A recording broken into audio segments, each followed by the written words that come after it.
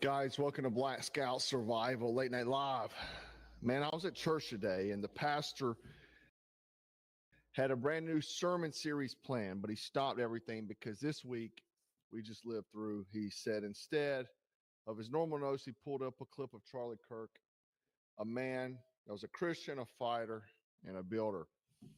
And so he started talking about it, played the clip and talking about Charlie Kirk being assassinated in front of his wife and kids.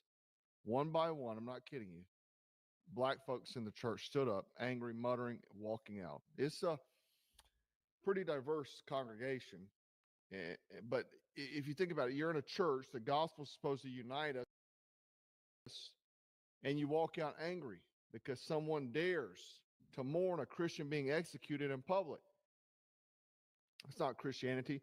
That's cultural conditioning, brainwashing, and it's hatred in Sunday clothes, man. The divide is so deep in America that people celebrate the murder of a Christian man or any man, or people that even profess to say they're Christians. They show up to church, you know, they have to drive there, they have to get dressed and go there, knowing a man was executed this week. And seriously, one by one, they started getting up and walking out, muttering things. One was like right beside me, walking out, no, I ain't standing for this. I really couldn't believe it, man. It really painted I mean, I've already talked about being black-pilled and things are going to get worse before it gets worse, but it really solidified it because even in the church, people are conditioned, you know. Now, it's going to be a deep episode tonight. I need you to hang with me, stick with me. Let's talk about Tyler Robbins, this guy right here. We're supposed to believe this kid carried a Mauser 30-06 bolt-action rifle, not exactly concealable, up a stairwell, right? Up a stairwell with these tight jeans on his body to hide it, right? He's got on fairly tight pants, man. Hard to conceal that. Shirt's pretty fitted too. And then he supposedly executed Charlie Kirk, escapes off the roof, and I showed the video Friday. I didn't see a rifle anywhere in that video. Also, the scope's mounted all jacked up. That's going to interfere with the damn action, I think. I mean, I'd have to look at it. Maybe the safety. I don't know. It just something's odd about that. All right, this isn't Jason Bourne, man. This isn't Carlos Hathcock. This is what you call a sloppy theater. And yet we're told this guy just magically pulled this off, stayed on the run for 33 hours, got turned in by his father. Come on. And his father, by the way, I said Friday, because the law enforcement reported that he was a 27-year veteran of law enforcement, sheriff's office. Not true. So why are we got all these inconsistencies, man, right? To me, this looks like a classic Patsy setup, lone gunman myth, Lee Harvey Oswald style, okay? And the kicker is the FBI said, Kash Patel said that he planned it all on Discord. Except Discord came out and said, nope, we found no evidence that he planned anything there. Now, meanwhile, neighbors, look at this, have reported seeing multiple cars with out-of-state tags swarming the townhouse that he lived in weeks before. That's not a lone wolf. That's a network. That sounds a lot like Thomas Crooks. That's staging. Remember Thomas Crooks was meeting someone on the FBI list, right? So the other thing is the kid is on special watch. Uh-oh. Another Epstein we got coming. But the FBI can't get its own story straight, man. One day they said it's planned on Discord. Next day, nope, not Discord. One source says he was radicalized online. Another said there's no online footprint at all. Not kidding. They said he's like Thomas Crooks, has no online profile. And right before all this, Castro Tales fires Metab Saeed, special agent in charge of Salt Lake office, right before Kirk gets killed at the Utah event. Just a coincidence, right? Now, let me back up and show you how Castro Tales been talking as of recent. We need America to wake up and prioritize Israel. We need to bring home Americans and end this war, bring home Israelis, and make sure we stand by our #1 ally in Israel. We need America to wake up and prioritize Israel. Now it all's fitting together. Oh, yeah, man, Epstein, he's totally changed gears. They must have something on him, too. Why not prioritize America? Can we do that? Can we prioritize America? I mean, that's all I'm asking. Now we learn FBI is investigating multiple organizations for prior knowledge, meaning somebody else knew before it went down. That's not speculation. That is the FBI stating this, okay? And these are the same feds who can't find Epstein's clients. They couldn't find Hunter Biden's laptop, but they'll raid your grandma's house for posting the wrong meme. And that's not even a joke. That happened. So now this is where it gets heavy, okay?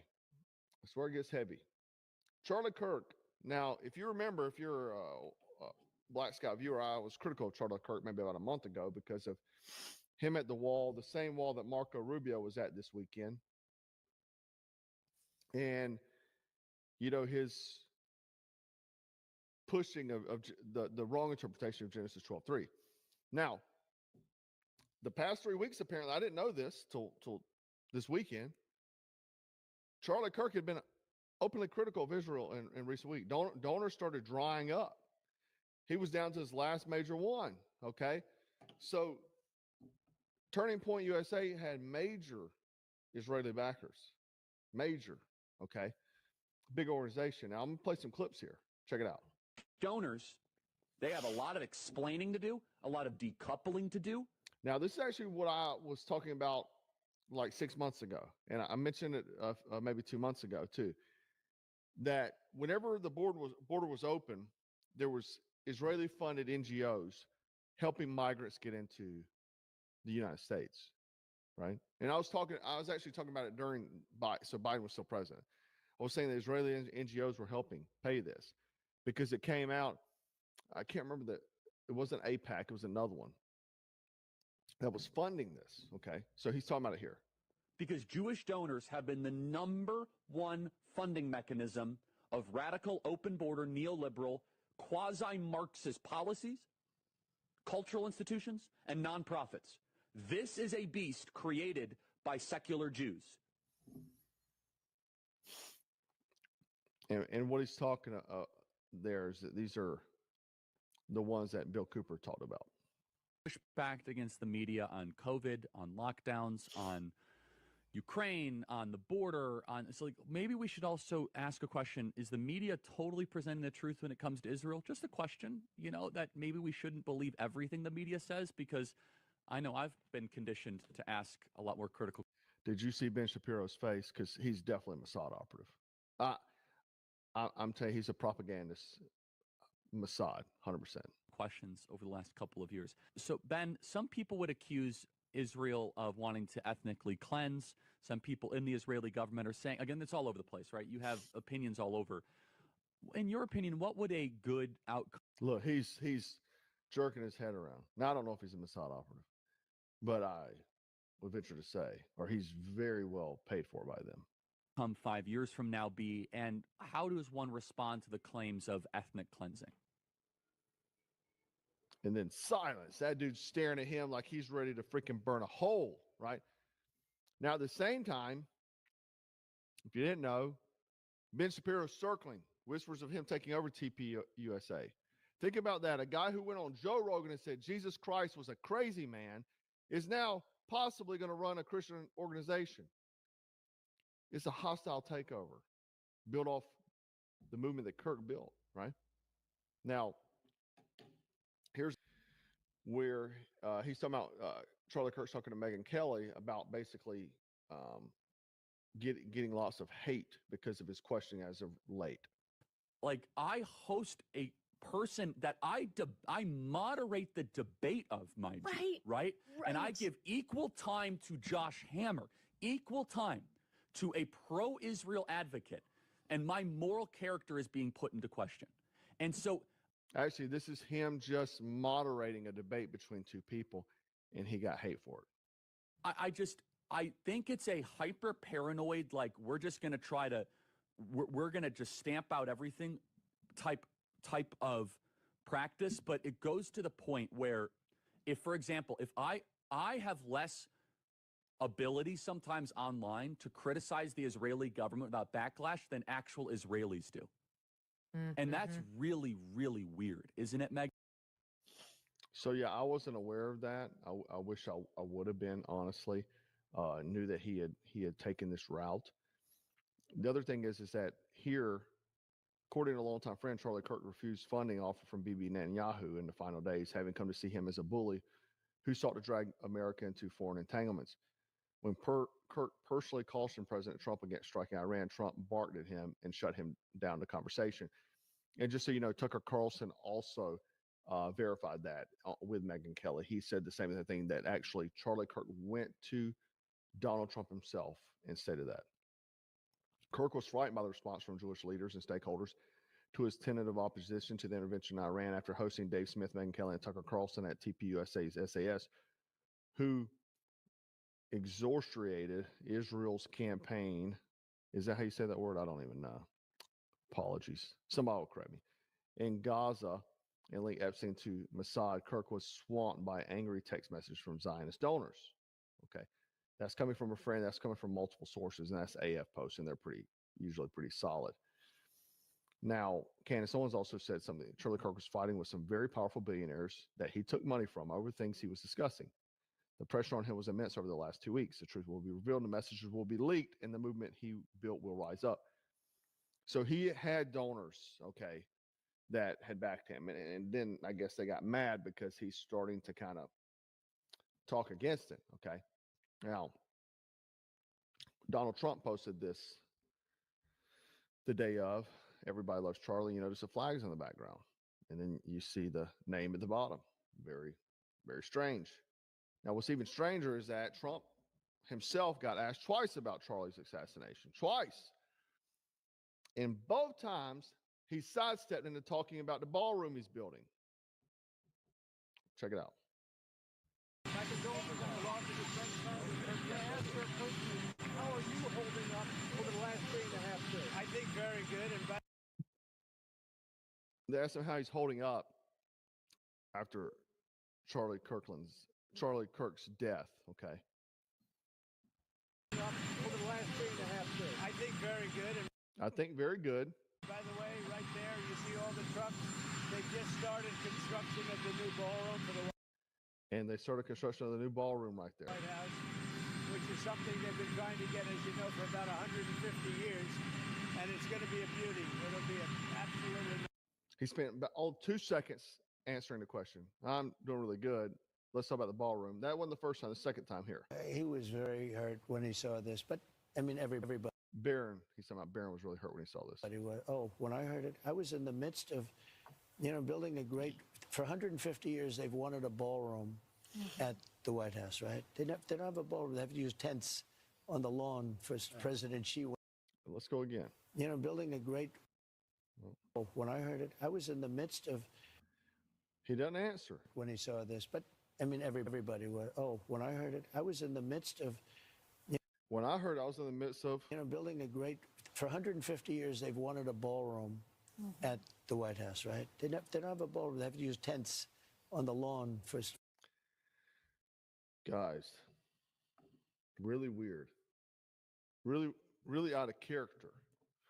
Almost like he knows where the leash is tied to, right? And again, you saw Candace Owens, that he was under immense pressure from billionaires, okay? Now, you got to connect these dots. Something is not right here, okay? But let's just look through here too. Another oddity. I do want to mention one thing before I go for it. The hand signal guy, white hat, people were saying he's doing hand signals. That is actually I come to find out, Dr. Frank Turek, pastor. I met him one time. I was at a resort and he was there, and I met him. He definitely was not giving hand signals. He's a very Christian and very strong conservative voice. He's a pastor. I've been at a church. He is was there doing giving a sermon one time, and he's a very good man. So he was not giving hand signals, by the way. So the white shirt, white hat, right there filming, Dr. Frank Turek, and he talks about it on his Instagram as well. So anyway, another odd thing is why this is weird. Resurfaced video of Patsy Georgianne, who was arrested while creating the diversion amid Charlie Kirk's assassination, recounts how he knew Al Qaeda was responsible for 9/11 attack the moment he saw the towers fall. Okay. So he was also involved in 9/11 at the same time, but he's the one who said, yeah, I shot him. Very strange, right? Very freaking strange. Why would this man say he shot him other than to create a diversion? Am I right? Am I right? Also, this is the boyfriend to the shooter here, dressed up as a furry or something. I don't know. But now here's a post here talking about he's not being cooperative. And anything new on the investigation? You say he admitted that, confessed? No, not again. He is not confessed to authorities. He is not cooperating. But all the people around him are cooperating, and I think that's very important. There were reports yesterday that we can confirm that his roommate was indeed a boyfriend who is transitioning from male to female. That's information that the FBI had mentioned yesterday. We can confirm that as well, and that he is cooperating with authorities as well. So it's just weird pattern here. Am I right? Now, what really sickens me though, you go look online, go look at Instagram, Twitter, TikTok, Reddit, Warriors, whatever. People are celebrating his death. Listen, man, you go on my Instagram. There is so much hate. I mean, this weekend really showed me how bad we are. And because you're a Christian, they want your head. This speaks to if you don't believe in Christ, man, there's no one attacking Christ now more than ever. And I would encourage you to get your heart right if you're not there. Now, go follow me on Instagram. Go look. Go see. Now, I used to really like football. I was a Clemson fan, but I don't watch football anymore. I'm completely away from sports. Anyway, it came out the professors at Clemson University have literally been posting jokes and memes about Charlie Kirk, right? And here's a video here from Clemson University. Check it out. This woman over here said, "Fuck yo homie, he dead. Rest in peace, Charlie Kirk." Famous quotes, ma'am, why do you support the public execution of Charlie Kirk? Why do you support the public execution of Charlie Kirk and care to share with me on campus? Do you feel proud in your ideology, ma'am? You at least gotta look me in the eye and talk about it. I mean, it's something that I'm open to talk about. Why do you support the... That hit her. You got to at least look me in the eye. That called her out. She had to stop and talk down. Public execution of Charlie Kirk. Because he's a terrible person and he deserves to die. That's awesome. Well, thank you very much, ma'am. About the fact that a man who dedicated his life to free speech decided, somebody decided to take his life, assassinate him. They eviscerated his neck with a 30-06. Yeah? Fuck your homie, he dead. Over the ass, out here in the head. Fuck your homie, he dead. Horrible people. Anyway, when George Floyd died, man, no one was celebrating it. Cities burned for him. Statues got ripped down, billions in property damage. But when a Christian father gets shot in front of his family, social media claps, universities laugh, and people in church walk out. This is demonic. This is spiritual warfare. Guys, I want you to do I want every single one of you watching to pick up your phone tomorrow and call Clemson University. Demand accountability for these professors. If you're paying tuition there, pull your damn kids out. Stop funding wickedness. Stop supporting these people, okay? Now, the lone gunman myth, right? It's a intelligence community favorite trick, guys. Lee Harvey Oswald, Sirhan, Thomas Crooks, and now Tyler Robbins. Same playbook, same propaganda. And while they run the show, Congress won't even stop it. Thomas Massey tried to repeal the Smith-Modernization Act. Now, I talked about this other week, that this was even going on. People are mind blown whenever I told them this. He tried to do that this weekend. The law that lets U.S. government use propagandists on its own citizens. Speaker Mike Johnson blocked the vote. Think about that. They have to legally preserve the right to lie to you, and now they're spinning this thing. I'm sure. I don't know, but it sure smells like it. It sure smells like it. I question everything now. Nothing is off the books now. But let me tell you the real deal. Let me tell you the truth. This is the truth. This isn't politics anymore. It's not. It's not politics. This is war. A battle of good and evil. Not just bullets and blood, though they made it clear they're willing to spill that. This is about information warfare, spiritual warfare, and cultural warfare. They don't just want your vote. They want to silence you. They want your head if you speak up. If you go in there talking about Christian values, they want to take you out in front of your family. And the comments I've seen a lot about Charlie Kirk is the nastiest, most vile celebration of a man's murder I've ever read in my life. And that tells you everything about where America is. But let me remind you of something. Ephesians 6:12. For we wrestle not against flesh and blood, but against principalities, against powers, against the rulers of darkness of this world, against spiritual wickedness in high places. Exactly where we are. It's in the book. America is broken. You are at war. And the only question, are you awake enough to fight? Dark days. Dark days, my friends. I really didn't think it'd ever be this bad. But this is bad. This weekend showed me how horrible and evil these people are. And you got to be prepared. Spiritually, physically, mentally, protect those you care about. Okay? It's why I always say stay frosty, strapped, and dangerous. Not a slogan, it's a lifestyle. It is a lifestyle. Okay? Anyway, speaking of stay frosty, because years ago, I think it was a few years ago, we developed the Frostman here. Frostman 1 is his name. And anyway, we're going to give these keychains away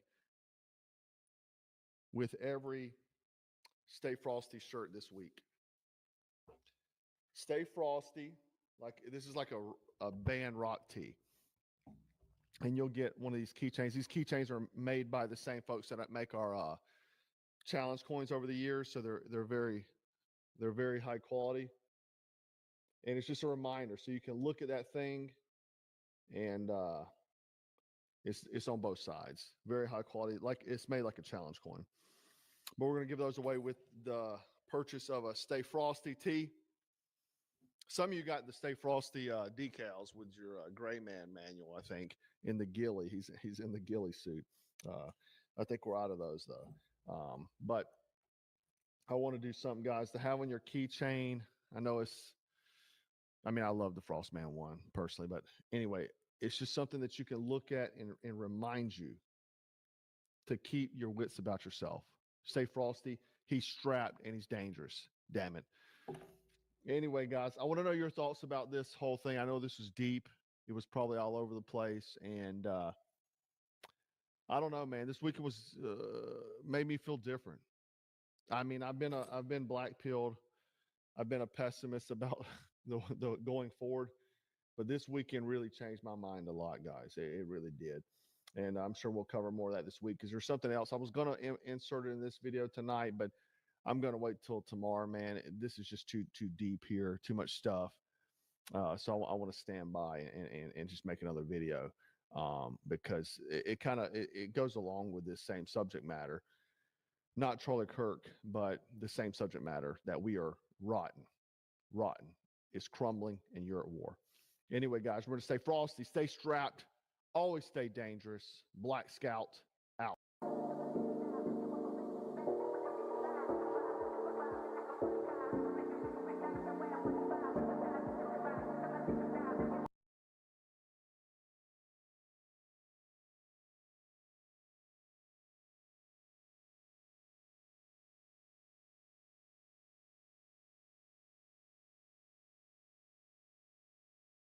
All right, everybody, batten down the hatches. It looks like we might only have a couple of days until Russia invades Poland.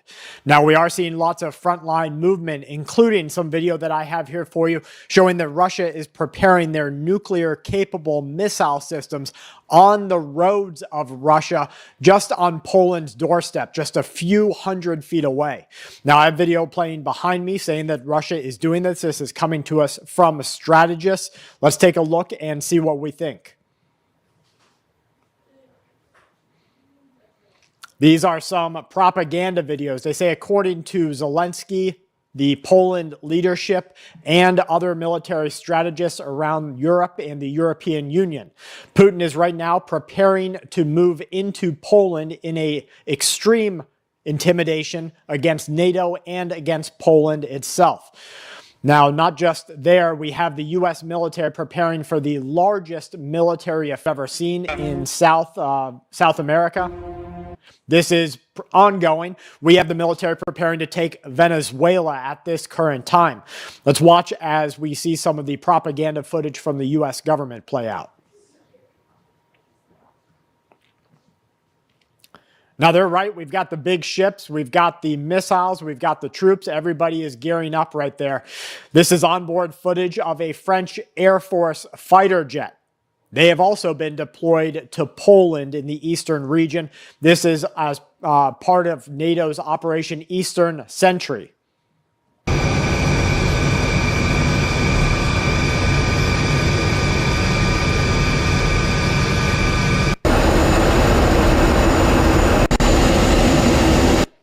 Now, the reason that NATO is doing this is because they have towed the line for months and months now that Russia was not going to stop at Ukraine, and they were, in fact, going to move into other European countries.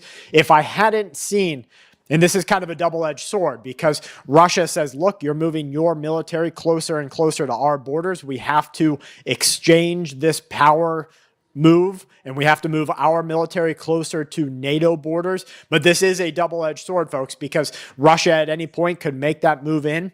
NATO could say that any one of these drones went off target, violating NATO airspace. This really has the potential to move into World War III overnight. You could wake up tomorrow and see this kind of action. Now, this means, and I was just talking with another prepper, this means that you have to use this week and next week as we see them move stuff closer and closer, because if you think things got cheaper for preparedness once Russia took Ukraine, think again. They got more expensive. The ammo got harder to come by. The MRE fulfillment centers were sending all of their MREs to NATO, sending them to Ukraine. Bulletproof vests got harder to come by.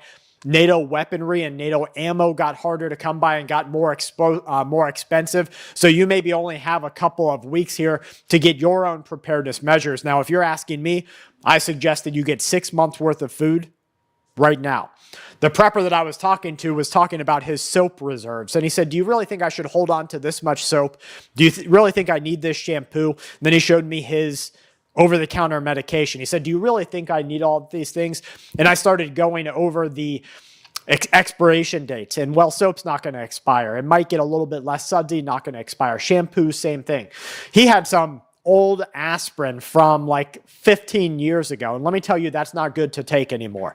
In fact, some medication that's over the counter, unless you're in dire straits, you do not want to touch it, because once it oxidizes, it can start creating other co-chemicals in the process of oxidation, and that can be harmful. So you really got to get your preps in order right now. Please get 6 months worth of stuff, maybe move it out to a year's worth of stuff. And if you never have to use it, be thankful.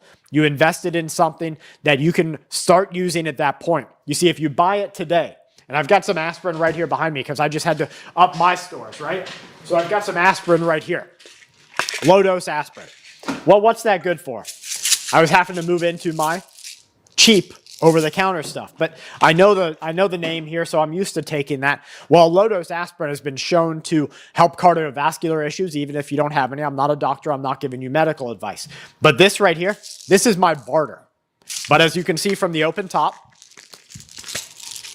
I was using it. But this was my barter storage. So I wanted to keep my barter and trade box exactly where it stands. I didn't want to dive into it, buying the other stuff for myself. So if you think that's a good idea, let me know in the comments. If you think that's silly, let me know that too. All right, let's move forward. We do have a lot to cover here today. This is a video that I've seen circulating. This is part of a large series of videos. People are saying that as a meteorite fell onto Earth, they said one in Panama and one in another country, that it was not only killing the things that were nearby, and I mean absolutely killing it. So let me see. Meteor killing plants. See if I can get some video of that to show you guys. Okay, here it is. This man in Panama, this just happened recently, claims that this meteorite, or meteor, you put it near anything, and it burns it. Now, the fact that he's that close touching it tells me he's maybe working with an extra chromosome that everybody else doesn't have access to. But maybe it's a superpower, and maybe he's able to, fly now. I don't know, but I wouldn't be touching it. But the fact that we have that mixed with this video where they said that they grew these weird creatures from these meteorites, I think it's got to be fake. But you guys let me know. I haven't seen any notes on it from the community. I haven't seen anybody say that this is definitely fake. Here's some more video of it. This one looks a little bit more, I don't know. If this is real, it's only a matter of time until the cops, the real government police, the secret police come in and take all this stuff away from him. So maybe we're witnessing an awakening, or maybe people are just burning themselves with radiation. China is going to engage in World War III, and let me tell you how bad it is. Their refinement power, they take over 90% of the processing capacity of rare earth minerals, 70% of all cobalt, nickel, almost 70%. These are taken from Indonesian mines and Chinese mines. Lithium, they refine almost 60% of every bit of lithium on Earth. Now, China also has a play in all of the raw ingredients that go into your over-the-counter medications. I'm not worried about cobalt or lithium. Yes, it's going to make our solar batteries more expensive, but it's this type of thing that concerns me. The over-the-counter medication, we're about to see it skyrocket in price. It's probably going to diminish in availability. China has a game plan. As soon as World War III starts, or they try to take Taiwan and we go to Taiwan's fight, they lock it down. No more shipping out of China. No more shipping to American or NATO allies. We're going to have all of what we need in-house. So Trump knows that. The U.S. Secretary knows that. They're doing everything they can. Let's listen to what Trump has to say about Qatar and Israel.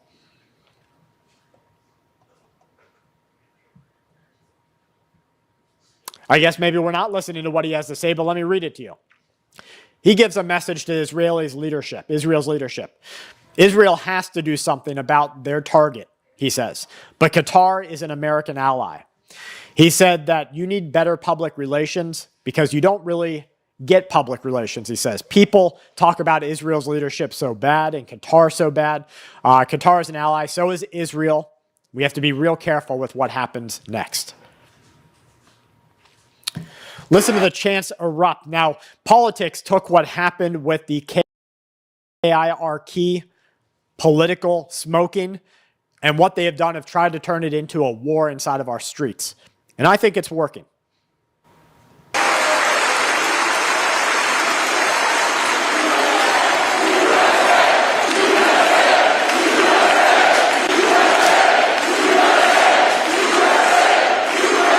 Now, the chanting of USA in the background is not a wrestling match where Hacksaw Jim Duggan is bringing out his 2x4 against another wrestler. This is not Hulk Hogan or Macho Man Randy Savage.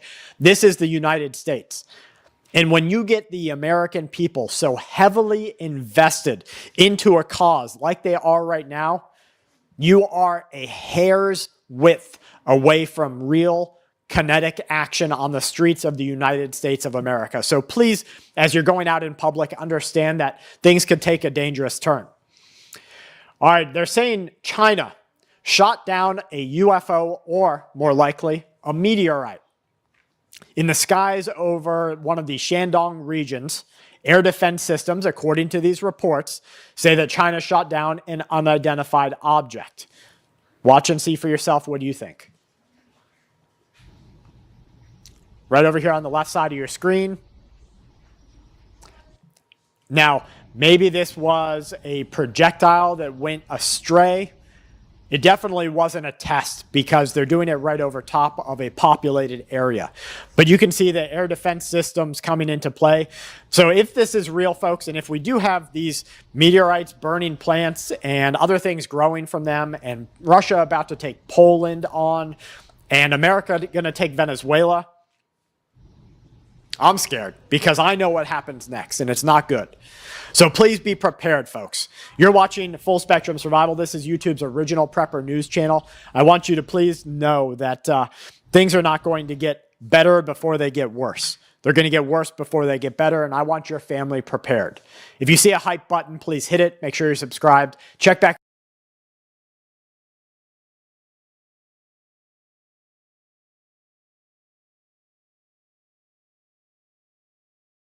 They are so sophisticated and so far advanced, working with the likes of Palantir, NVIDIA, all these cutting edge tech companies. Couple what the CIA was trying to do in the 50s with MK Ultra and its subcomponents compared to what it is technologically able to do today, and it is terrifying. You mentioned this very briefly. We kind of ran out of time in our last interview where you said something along the lines of like, you know, gone are the days of just being able to cross borders in alias and do a brush pass because— Oh my God, with facial recognition software and AI, I actually posed this question to a current CIA officer. I said, how do you guys cross borders? How do you get through airports? Like in different names. And he said, we don't know yet.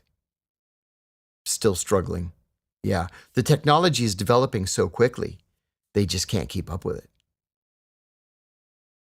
So, man, that a lot of things are running through my head right now. But something I just thought of, I heard from one of the science and technology people that gave an interview that the agency is involved in or dabbling in VR and AR type stuff. Oh yeah. She didn't say what, but what would you imagine that's about? Oh man. I don't know because I've been out a long time, but I will tell you that the DS&T, the Directorate of Science and Technology, which is one of the 4 directorates at the CIA,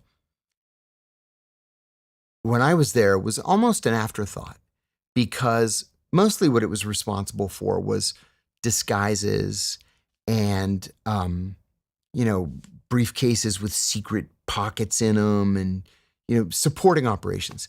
Now they are so sophisticated and so far advanced, working with the likes of Palantir and Elon Musk's different companies and AWS and all these like cutting edge, NVIDIA, all these cutting edge tech companies. They are so far advanced that instead of doing the silly concealment devices and disguises, they just pawn that off to individuals or makeup companies and they do the big ticket items now. I would say what the DS&T is doing with things like virtual reality are closer now to what DARPA is doing on futuristic tech than what they ever did in the past at the CIA. So what would you say as an example, like what would a big ticket item be in that case?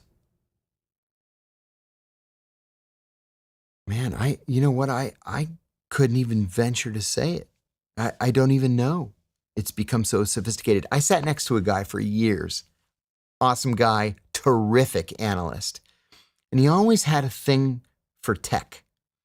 We used to joke about it because we were all young. We were all in our 20s. We're all tech savvy. Now, he's the CIA's chief technical officer, SIS-4. He could be the director if the president wanted him to be. And I remember saying to a buddy of mine when our friend was promoted, I was like, man, he really made it like to the very top. And my friend said, it was the tech. You know, I'll tell you what he did, just as a favor on his day off. He made a computer program to allow our Middle East analysts to make family trees of the royal families in the countries that they cover, right? No such software existed. There was no such thing as, Family Tree Maker or genealogy.com. There was no such thing as .com. I mean, we're talking about pre-internet days. And he took 3 days off on his own time and made this program, the software that everybody in the office used. And I was like, wow, he really knows a lot about tech, huh? And then 2 or 3 years later, they invented the internet, or they didn't invent it then, but they released the internet to the general public, and he just jumped right in and really, really made something out of himself. So he's in charge of all this stuff now. Yeah. Did you ever have any experience with DARPA? Never. I was never cleared to even know what it was they were doing over there. They're so far advanced.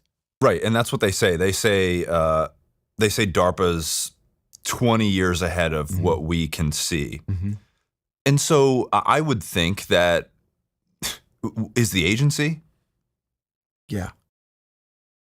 One of the things I learned early on at the agency, though, is that it is far cheaper and far easier to just buy something that's already been invented than it is to develop it from scratch.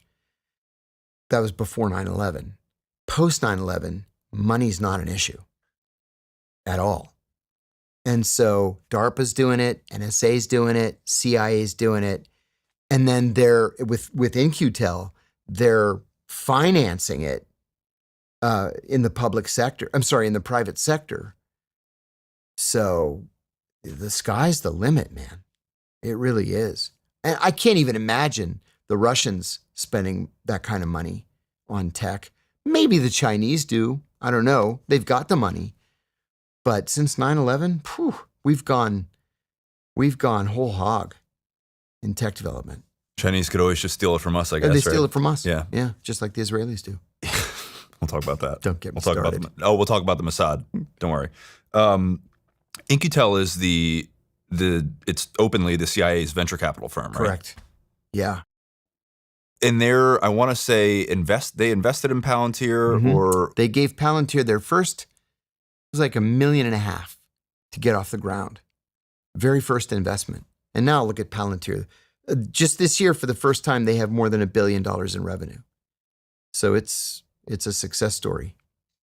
So Palantir does commercial stuff now too. It's not just DoD right. and government contracts. No, it's a standalone, profitable tech company. Right. So they're selling to civilians, so to speak. But I remember hearing when Palantir first came out that people at the agency didn't like it at all. And maybe they gave them a trial run or something, and they were like, "Fuck this, we don't want to use this." Yeah. Do they use it now, you think? Yeah. What is it? What would they use it for? Oh, all kinds of stuff. Mostly, wow. You know what? I probably shouldn't say. Would it be along the lines of targeting? Yes. Yes. You know, this metadata has to come from somewhere, right? So Like with Abu Zubaydah. And remember, Abu Zubaydah was 23 years ago, where we're just laying out papers on the ground and trying to connect the dots.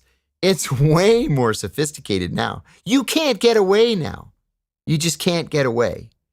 So rather than have analysts poring over this stuff and you just hoping that your analysts are really, really smart, AI does it all. They do all of it. And it makes it much easier. That's why, that's why in the Obama administration, John Brennan had the Tuesday morning kill list meetings. Because the tech got sophisticated enough that you could just write up a list of people that you want to kill that week. And you dish out the assignments. The teams go out. They kill everybody that's on the list. And then they meet next Tuesday and get that kill list. And you just do it week after week. When the Vault 7 documents were released back in, 2017? What are those? There was a CIA computer engineer named Joshua Schulte, who swears that he's innocent, but is now serving a sentence of 40 years for espionage. He was allegedly a disgruntled engineer. He didn't like his boss. He didn't like his coworkers. They didn't like him. So he just downloaded the crown jewels of the Directorate of Science and Technology and sent it all to WikiLeaks in 2017. Google Vault 7 documents, Vault 7 revelations. It will knock your socks off. Thousands and thousands of pages. It makes what Chelsea Manning leaked look like, scrawl from a sixth grader.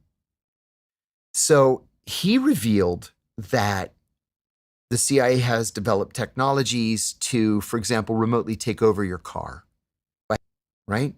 Why would the CIA want to take over your car? To make you drive off a bridge, maybe? To make you drive into a tree and kill yourself? To make you drive into an abutment and make sure that there's no way you can survive because they've got the thing going 140 miles an hour and you can't control it? They developed technology to reverse your smart TV to make the speaker into a microphone with the TV still appearing to be off. So you don't know that it's broadcasting everything that's being said in your house to CIA headquarters. They were able to hack into other countries' most sensitive technological systems and to leave little scraps of code, but the scraps of code are written in Russian or in Persian, in Farsi. So people say, oh, the fucking Russians hacked into us, or the Chinese, or the Iranians. And actually, no, it was us. But you'll never know it. I mean, there's almost too much in Vault 7 to even go into. It's incredible. I'm going to give a talk about it at a hacker conference this coming weekend. So, couple what the CIA was trying to do in the 50s with MKUltra and its subcomponents compared to what it is technologically able to do today, and it is terrifying. Terrifying. What's up, guys? Thank you so much for taking the time to watch the interview. If you got anything out of this video at all, please like the video, leave me a comment, tell me what you thought of the video, tell me who you'd like to see on the show. I really appreciate the support. It goes a long way.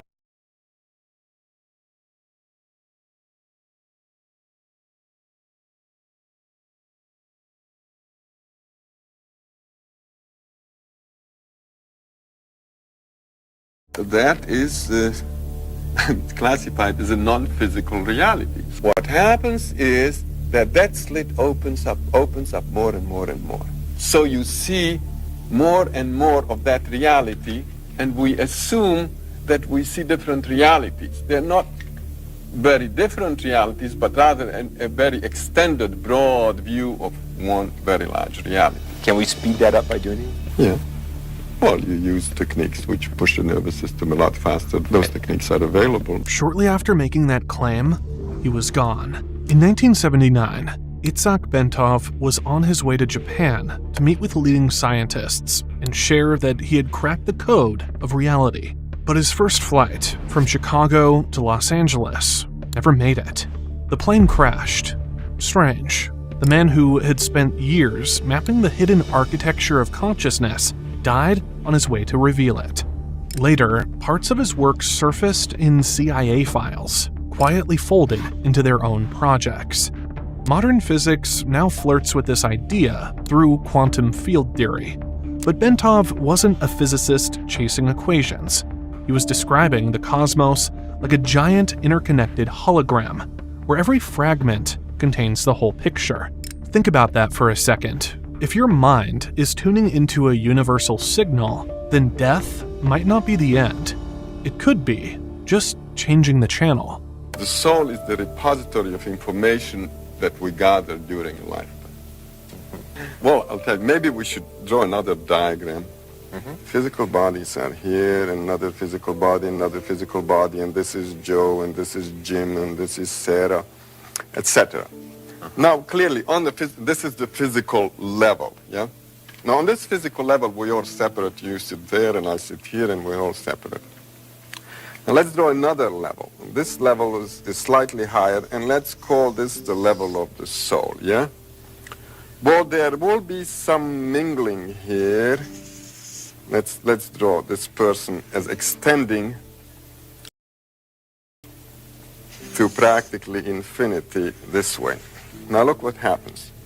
At the physical level, we're separate, and there's this much distance between us. Let's say that on the soul level, this person extends this much, and the other person gets slightly mixed in with him. That is, the souls are in a way in touch with each other. Okay, they overlap, these two lines. Now let's go now to a higher level, and let's call this, say, the level of the higher self, which is kind of a boss of that soul. There, what we find is that this fellow's higher self extends this much, and the other fellow's extends this much. There is more overlap between them. Right. On the very highest level, which is the high spiritual level, we are basically overlapping completely. Everybody is overlapping everybody else. In other words, everything and everyone is everywhere. In other words, we've become omnipresent. This is a state of highly spiritual perfected beings, or gods, you may call them. Okay? Okay, and so that we exist on all of those simultaneously. On all of those simultaneously, so then, but we're not aware of that. In your view, then, if when we see each other as separate entities, that's only seen on one plane of reality. Correct. And that was just his starting point, because Bentov didn't stop at the mind.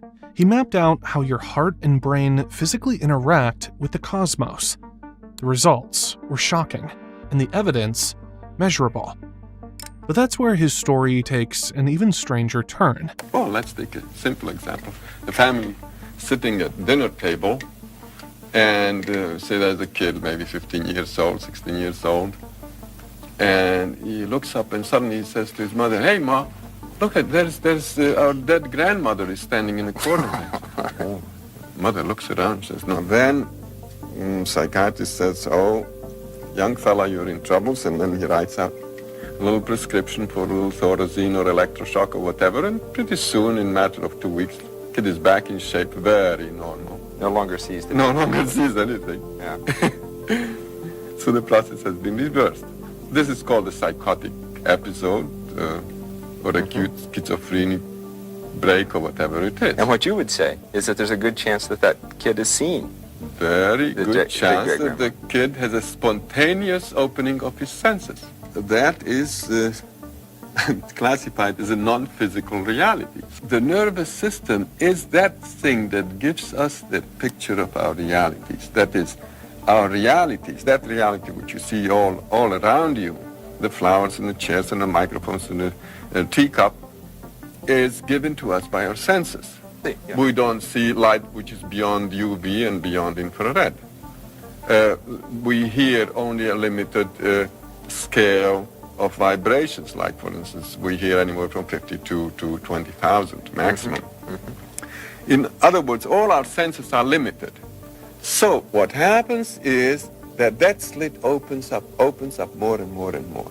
So you see more and more of that reality, and we assume that we see different realities. They're not very different realities, but rather a very extended, broad view of one very large reality. Through years of experiments and self-observation, he discovered that the heartbeat sends a rhythmic wave up the spine into the brain. This microscopic mechanical motion, measured in fractions of a millimeter, generates oscillations that synchronize with the body's electromagnetic field.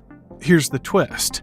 Those oscillations match frequencies found throughout nature, from the vibration of atoms to the rotation of planets. To him, this wasn't a coincidence. It was evidence of a built-in cosmic feedback loop. Itzhak Bentov, he wrote Stalking the Wild Pendulum, is probably one of the greatest works he created so that people could understand what a holographic matrix field is, or a holographic universe. So you could understand entrainment, so you could understand the electrostatic field surrounding the Earth. He coined these simple, crazy little phrases, these explanations for people that said, we're just all raisins in the jelly, in the jello. And if one raisin is vibrating at a higher frequency, stronger amplitude, and at a higher frequency, soon all of the other raisins in the jello will begin to resonate in that way. And the only way they can't is if they can overpower the amplitude and that frequency. And if they can do that, and they can have a constructive or a destructive wave interference, they can overpower the other wave. He illustrated the heart as a low-frequency oscillator, producing standing waves that extend beyond the body. In theory, these waves could interact with the universal field described earlier.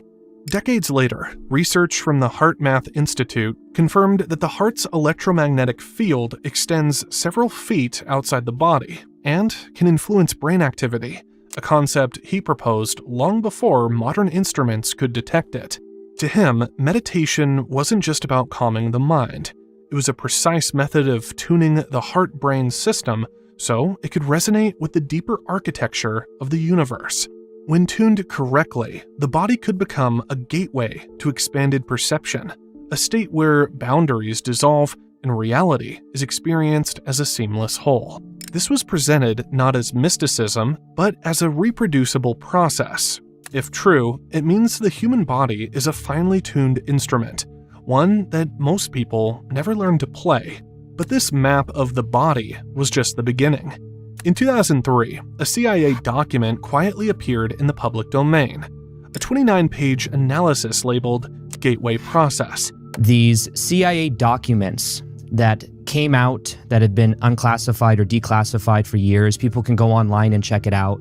But basically what these documents show is the power of doing mind and heart coherence meditations focused on specific intentions and how that can expand your consciousness, even affect reality in a very powerful way. It's something that revealed more about what reality might be, and it's something that also really expanded their sense of the way reality works and how we can influence it. On the surface, it was a military report on altered states of consciousness.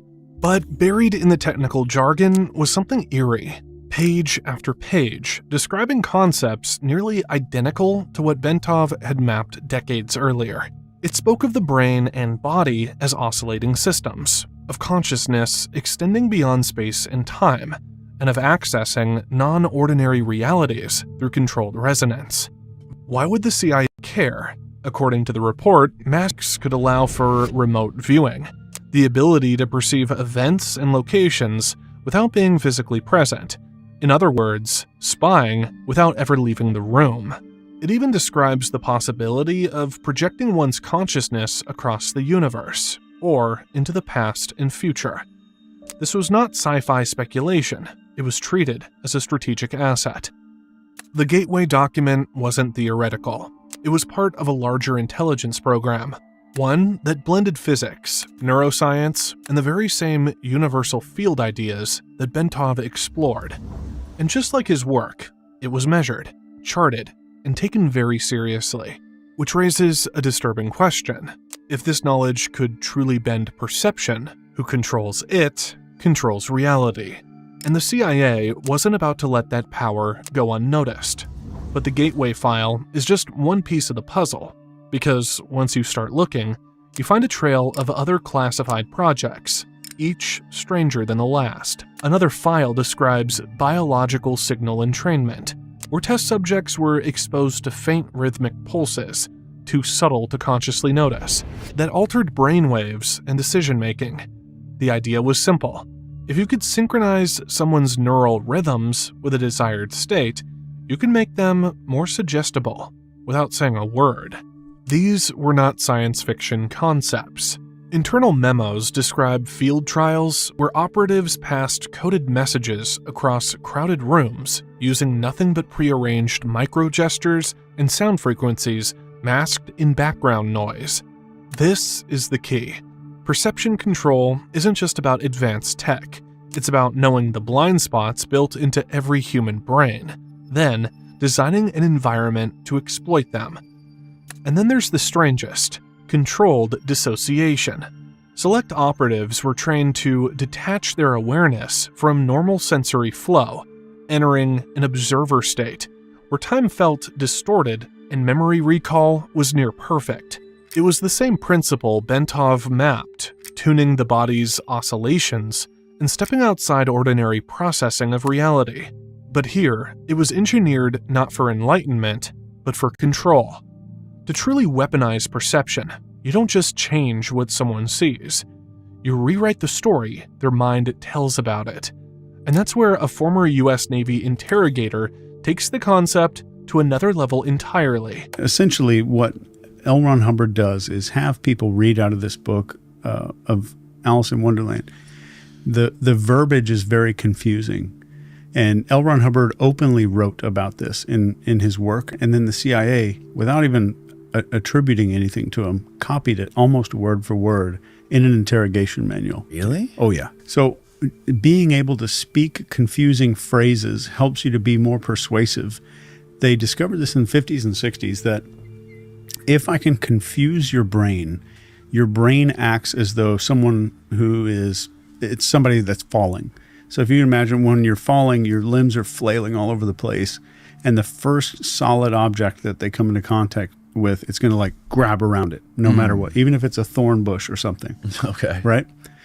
So anything that's solid in that moment of confusion is going to get grabbed onto. So the brain corollary to this is if a person's confused, the first logical piece of information they hear after being confused will be automatically accepted, or more automatically accepted, without being screened or scrutinized by the brain. Hughes spent decades training military and intelligence operatives in advanced influence techniques.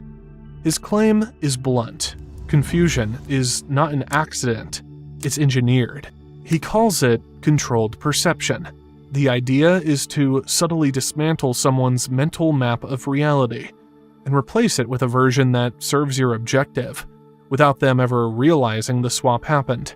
Here's how it works. First, overload the target with contradictions.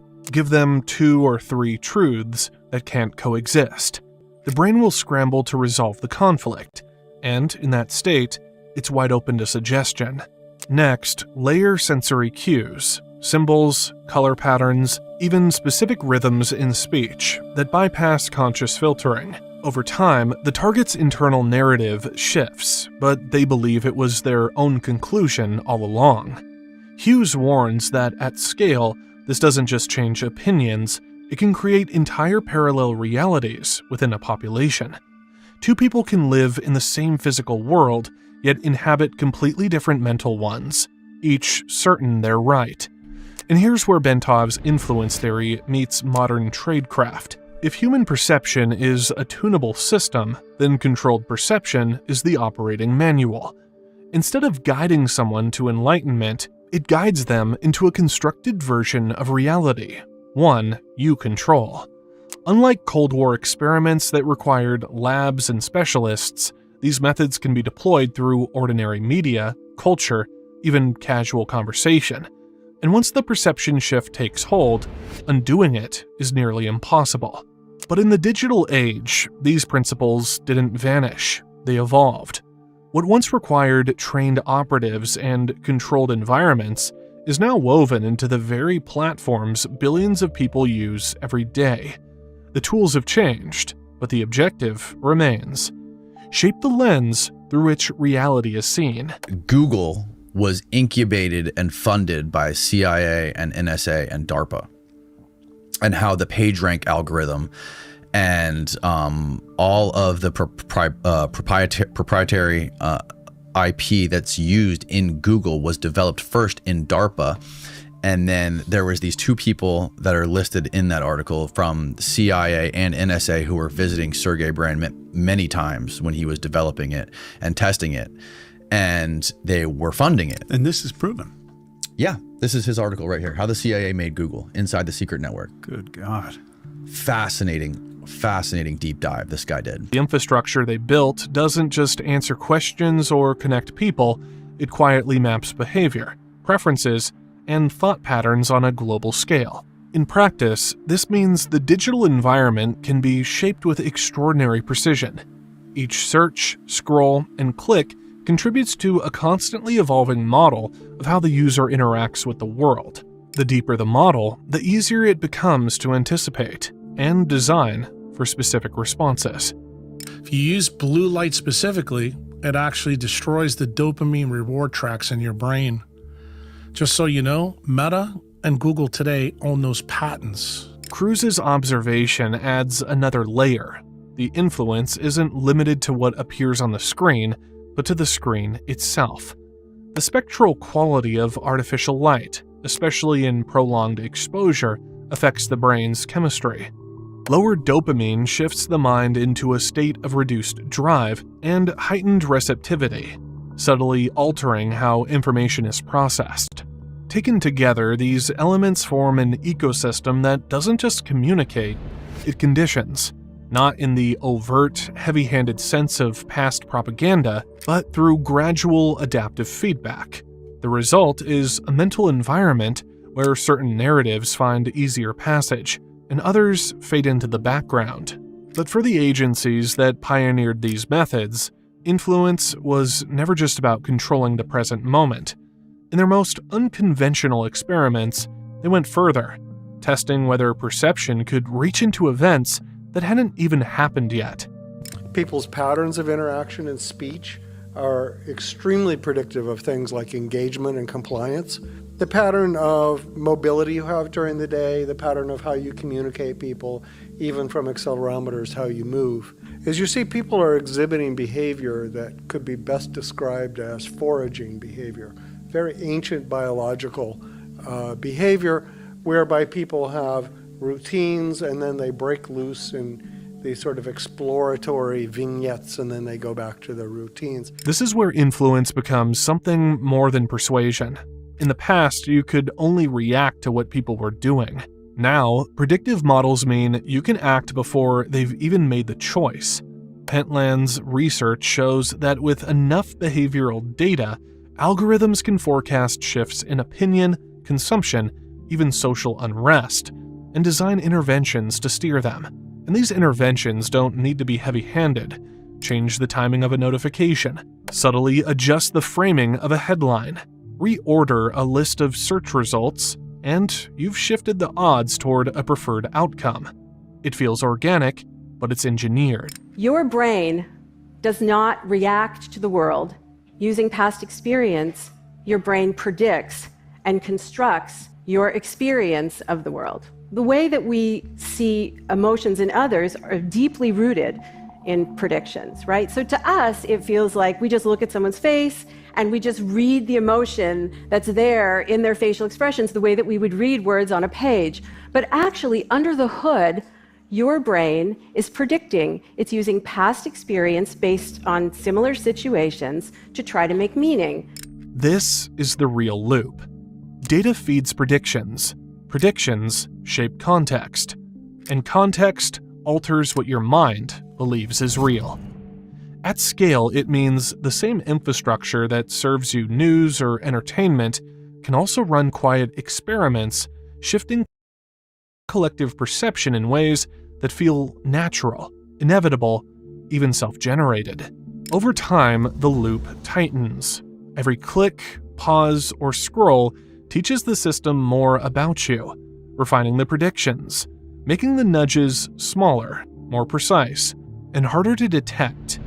The better you, the less it needs to push. A perfectly tuned environment doesn't force compliance, it makes you walk willingly toward the path it's already drawn. And because it operates on probabilities, it doesn't need to be right about everyone, just enough people, enough of the time, to shift the trajectory of an entire society. But if reality itself can be bent through a predictive feedback loop, then the question isn't just who's controlling the present, it's who's already written your next move, before you even knew there was a choice to make.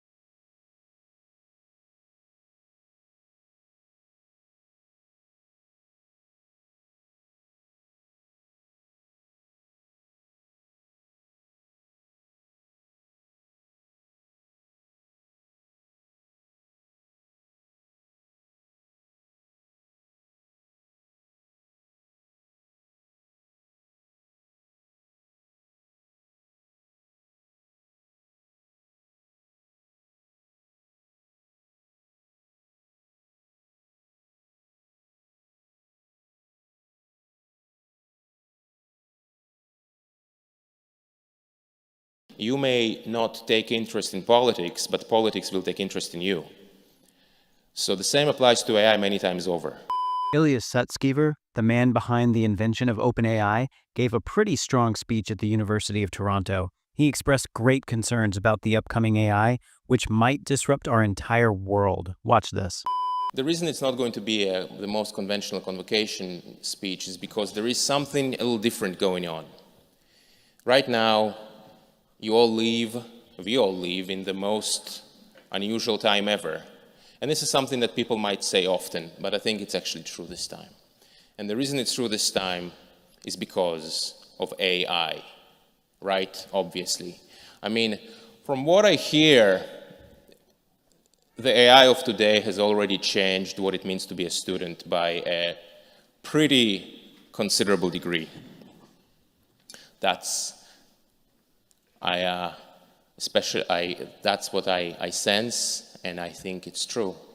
But of course, the impact of AI goes beyond that. What happens to the kind of work we do?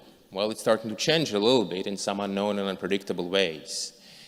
And some work may feel it sooner, some work might feel it later. With today's AI, you can go on Twitter and you can look at what AI can do and what people say. And you might feel a little bit of that. You wonder, hey, which skills are useful, which ones will be less useful. So you got these questions going on. And so you can say that the current level of challenge is how will it affect work and our careers? But the real challenge with AI is that it's really unprecedented and really extreme, and it's going to be very different in the future compared to the way it is today. Like, you know, we've all seen AI, we've all spoken to a computer, and a computer has spoken back to us, which is a new thing. Computers would not do this in the past, but now they do. So you speak to a computer, and it understands you, and it speaks back to you, and it also does it in voice, and it writes some code. It's pretty crazy. But there are so many things it cannot do as well, and it's so deficient. So you can say it still needs to catch up on a lot of things. But it's evocative. It's good enough that you can ask yourself, you could imagine, okay, fine. In some number of years, some people say it's in 3, some people say it's in 5, 10, numbers are being thrown around. It's a bit hard to predict the future. But slowly but surely, or maybe not so slowly, AI will keep getting better. And the day will come when AI will do all the things that we can do. Not just some of them, but all of them. Anything which I can learn, anything which any one of you can learn, the AI could do as well. How do we know this, by the way? How can I be so sure? How can I be so sure of that? The reason is that all of us have a brain, and the brain is a biological computer. That's why. We have a brain, the brain is a biological computer. So why can't a digital computer, a digital brain, do the same things? This is the one-sentence summary for why AI will be able to do all those things. Because we have a brain, and the brain is a biological computer. And so you can start asking yourselves, what's going to happen? What's going to happen when computers can do all of our jobs, right? Those are really big questions. Those are dramatic questions. And right now, like, you start thinking about it a little bit, you go, gosh, that's a little intense. But it's actually only part of the intensity. Because what's going to happen? What will we, the collective we, want to use these AIs for? Do more work? Grow the economy? Do R&D? Do AI research? So then the rate of progress will become really extremely fast, for some time at least. These are such extreme things. These are such unimaginable things. So right now I'm trying to pull you into that a little bit, into this headspace of this really extreme and radical future that AI creates. It's also very difficult to imagine. It's very, very difficult to imagine. It's very difficult to internalize and to really believe on an emotional level. Even I struggle with it. And yet the logic seems to dictate that this very likely should happen. So what does one do in such a world? You know, there is a quote which is like this, which goes like this. It says, you may not take interest in politics, but politics will take interest in you. So the same applies to AI many times over. And in particular, I think that by simply using AI and looking at what the best AI of today can do, you get an intuition. You get an intuition. And as AI continues to improve in 1 year, in 2 years, in 3 years, the intuition will become stronger. And a lot of the things that we are talking about now,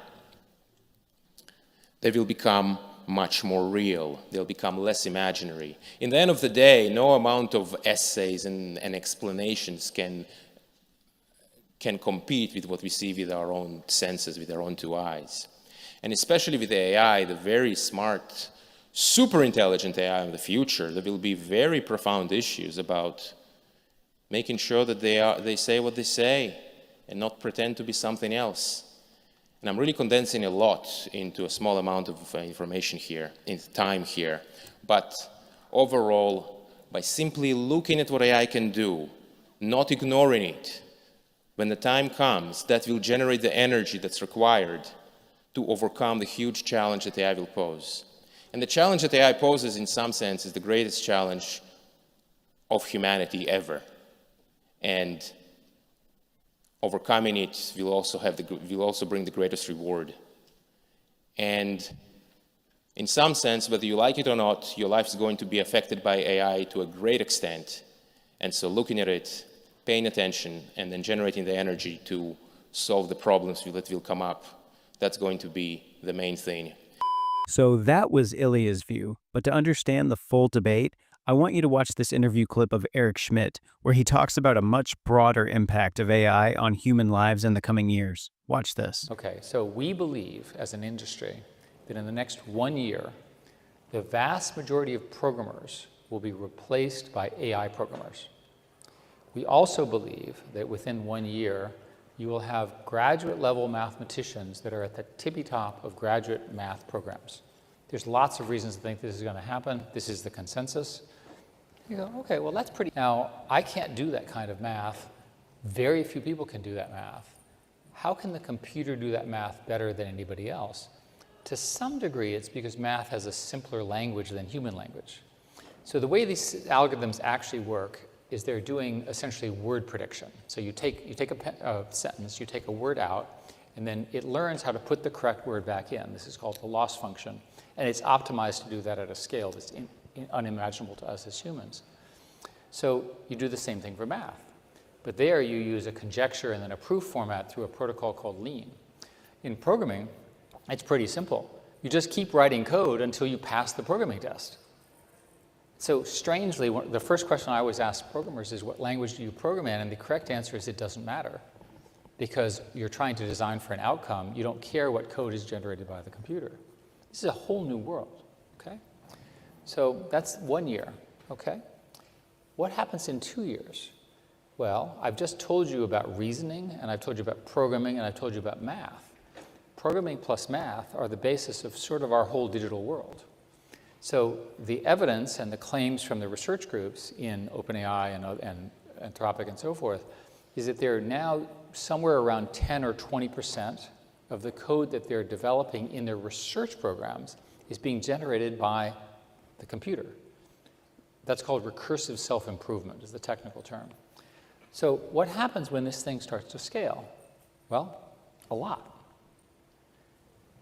One way to say this is that within 3 to 5 years, we'll have what is called general intelligence, AGI, which can be defined as a system that is as smart as the smartest mathematician, physicist, artist, writer, thinker, politician, maybe not in the same level, but you get the idea. Just the creative industries and so forth, but imagine that in one computer. Okay, well, that's pretty interesting. I call this, by the way, the San Francisco consensus, because everyone who believes this is in San Francisco. It may be the water. What happens when every single one of us has the equivalent of the smartest human on every problem in our pocket? So it means you have the best architect when you have an architecture problem. Another thing that's going on is the development of agentic solutions. And agents are referred to systems that have input and output in memory, and they learn. An example here is that I want to buy another house. I happen to like Virginia. I grew up in Virginia. I say, find me a house in the greater McLean area. Look at that's one agent. Look at all the rules, figure out how big a house I can build. That's another agent. Do the transaction to buy the land. That's another agent. Design the house with a human architect, right? But sort of ignore them for most of the thing, but they have to sign it off. And then I approve it, and then find the contractor, right? Hire the contractor, pay the bills, and then at the end, sue the contractor for lack of performance. Okay? Now, I just gave you the stupidest possible explanation. I just described every business process, every government process, and every sort of academic process in our nation. So it isn't just the programmers that are going to be out of work. We're all going to be out of work. No, that's not a consequence. I'll come to that. But the reason I want to make the point here is that in the next year or two, this foundation is being locked in, and we're not going to stop it. It gets much more interesting after that. Because remember, the computers are now doing self-improvement. They're learning how to plan, and they don't have to listen to us anymore. We call that superintelligence, or ASI, artificial superintelligence. And this is the theory that there will be computers that are smarter than the sum of humans. The San Francisco consensus is this occurs within 6 years, just based on scaling. Now, in order to pull this off, you have to have an enormous amount of power. I was here yesterday testifying about this, and we need, I can talk at some length about how many gigawatts and how many nuclear power plants and all that kind of stuff we can talk about separately. This path is not understood in our society There's no language for what happens with the arrival of this. I wrote a book on this with Henry Kissinger called Genesis, which I recommend, obviously, because I wrote Available it. Available in your usual places. But the important point is, this is happening faster than our society, our democracy, our laws will address. And there's lots of implications. That's why it's underhyped. People do not understand what happens when you have intelligence at this level, which is largely free. That's the point. How do we get ready for it? Well, we start by talking about it. And by the way, on the jobs thing, everyone assumes that automation will eliminate jobs. If you look at the history of automation ever since the looms and 300 years ago, the jobs are changed, but more jobs are created than destroyed. In this case, you'd have to convince me that this time is different. If you look in Asia, where they, for whatever reason, are choosing not to have children, the Asian reproduction rate is in the order of 1.0 or lower. So they're rapidly disappearing. So the Asian countries are very, very quickly automating. The tools that I'm describing will allow the few humans that will be working very hard in 30 or 40 years, if these trends continue. The rest of us will be dependent on those hardworking humans. It'll make their productivity much greater. Now, here's another clip of Eric Schmidt. Here, he shares much deeper concerns about upcoming AI technology. Watch this. One way to think about the AI that you all know is think of it as language to language. You ask a question, the answer comes back. You ask a question, it can even write code. Nowadays, the models are multimodal. So for example, you can take a picture and say, tell me what's in this picture. Technically, there are APIs which allow one firm to call an OpenAI or Gemini API or Anthropic, et cetera, and do the classification of the picture and so forth. These are all tactics that increase the intelligence of the underlying system. There are three things going on right now this year, so less than the time frame you gave, that are really interesting. One is called infinite context windows. Infinite context windows means that you can keep feeding the answer back in as the question. So it allows you to do step-by-step planning. How do I build a house? Well, the first is I have to find a contractor. I found a contractor. What do I have to talk to them? Then I have to have an architect. How do I find an architect? Then I have to tell the architect what to do, and then design me the house. I'll give it to the architect. He can redesign it. It's a series of steps. The next one are called agents. And agents is a generally overused term. And most people think that agents will essentially act as memory sources. So an agent can be understood as it's watching something, and when it sees it, it takes an action. It does that by knowing what to do based on what it's seen. The specs for how agents work are completely undefined in the industry.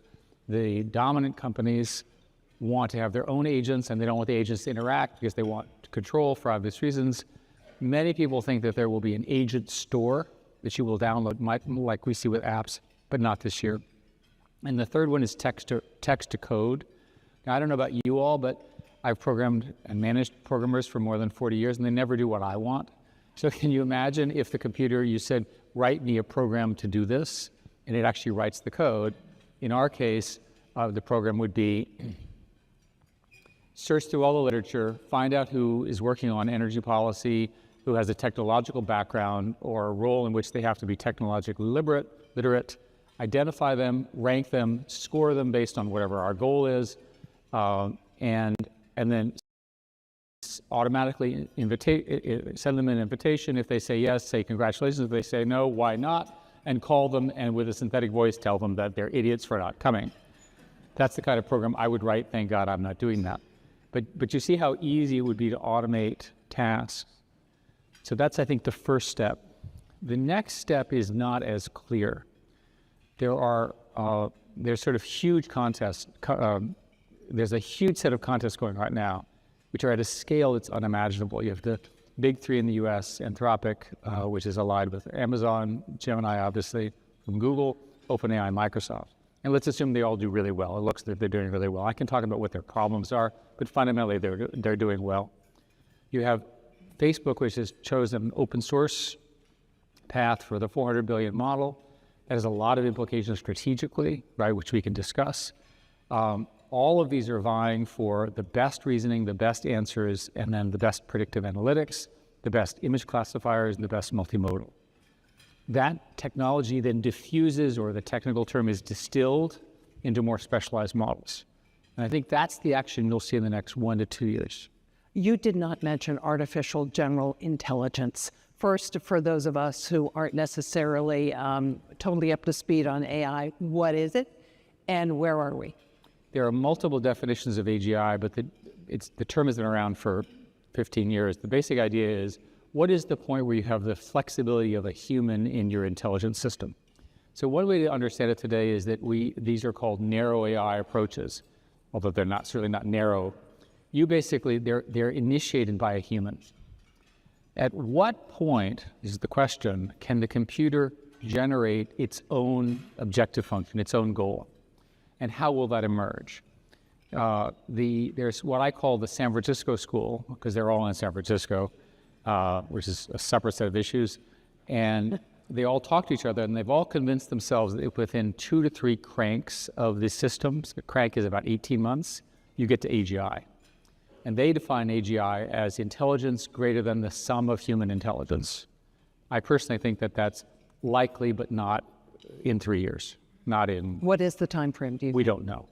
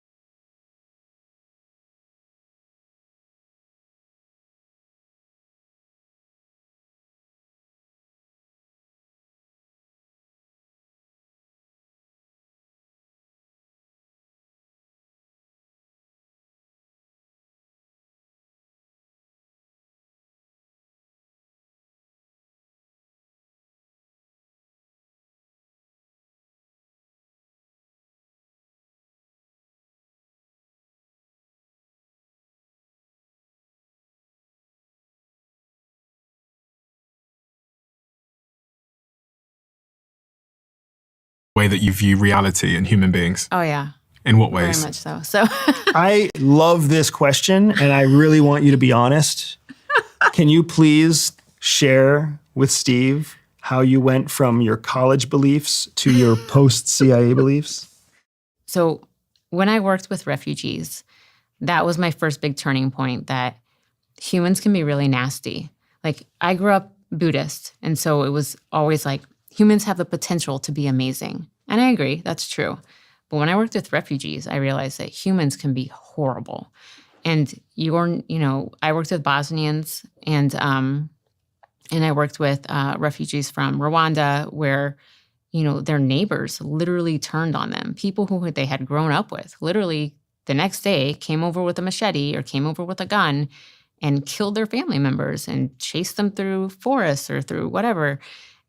And that can happen anywhere. That was the first time that I realized that anytime somebody says that can't happen here, that's a lie. That can happen anywhere. None of those people ever thought, oh yeah, that could happen here.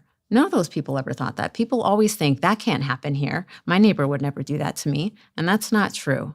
And then when I worked for CIA, that compounded the sense of like, the world behind the scenes is a dangerous place. And you can't fully, I sound horrible saying these things, you can't fully trust anybody. I mean, the reason I'm with Andy is because I trust Andy 100%. But he might be the only person that I trust everything that comes out of his mouth. Yeah, you only trust me like 98%. Well, yeah, but I know I can get that other 2% out of you, that's why.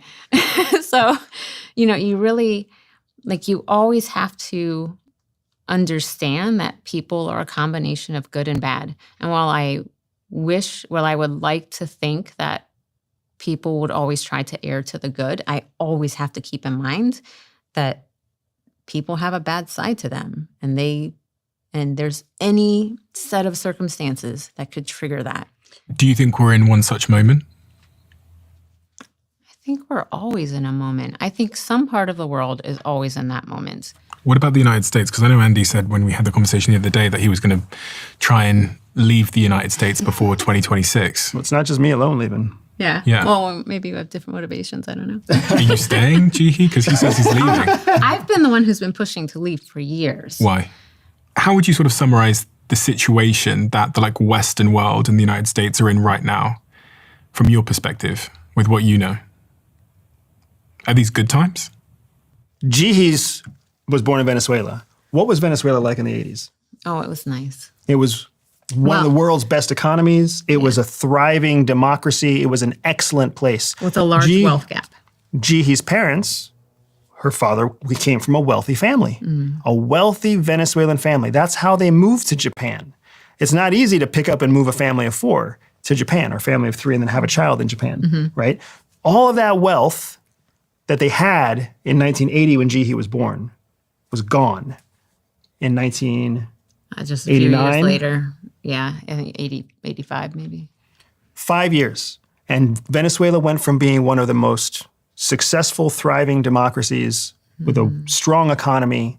It went from that to what it is now. There is no shaking that reality from Jihi or from her family.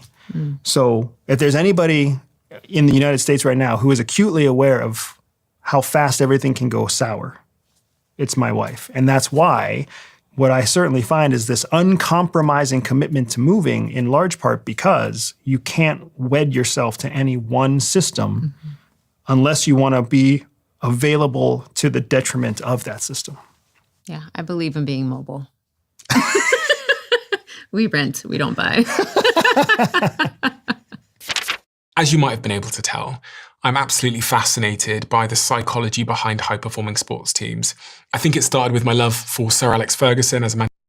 People who are trying to be successful in that.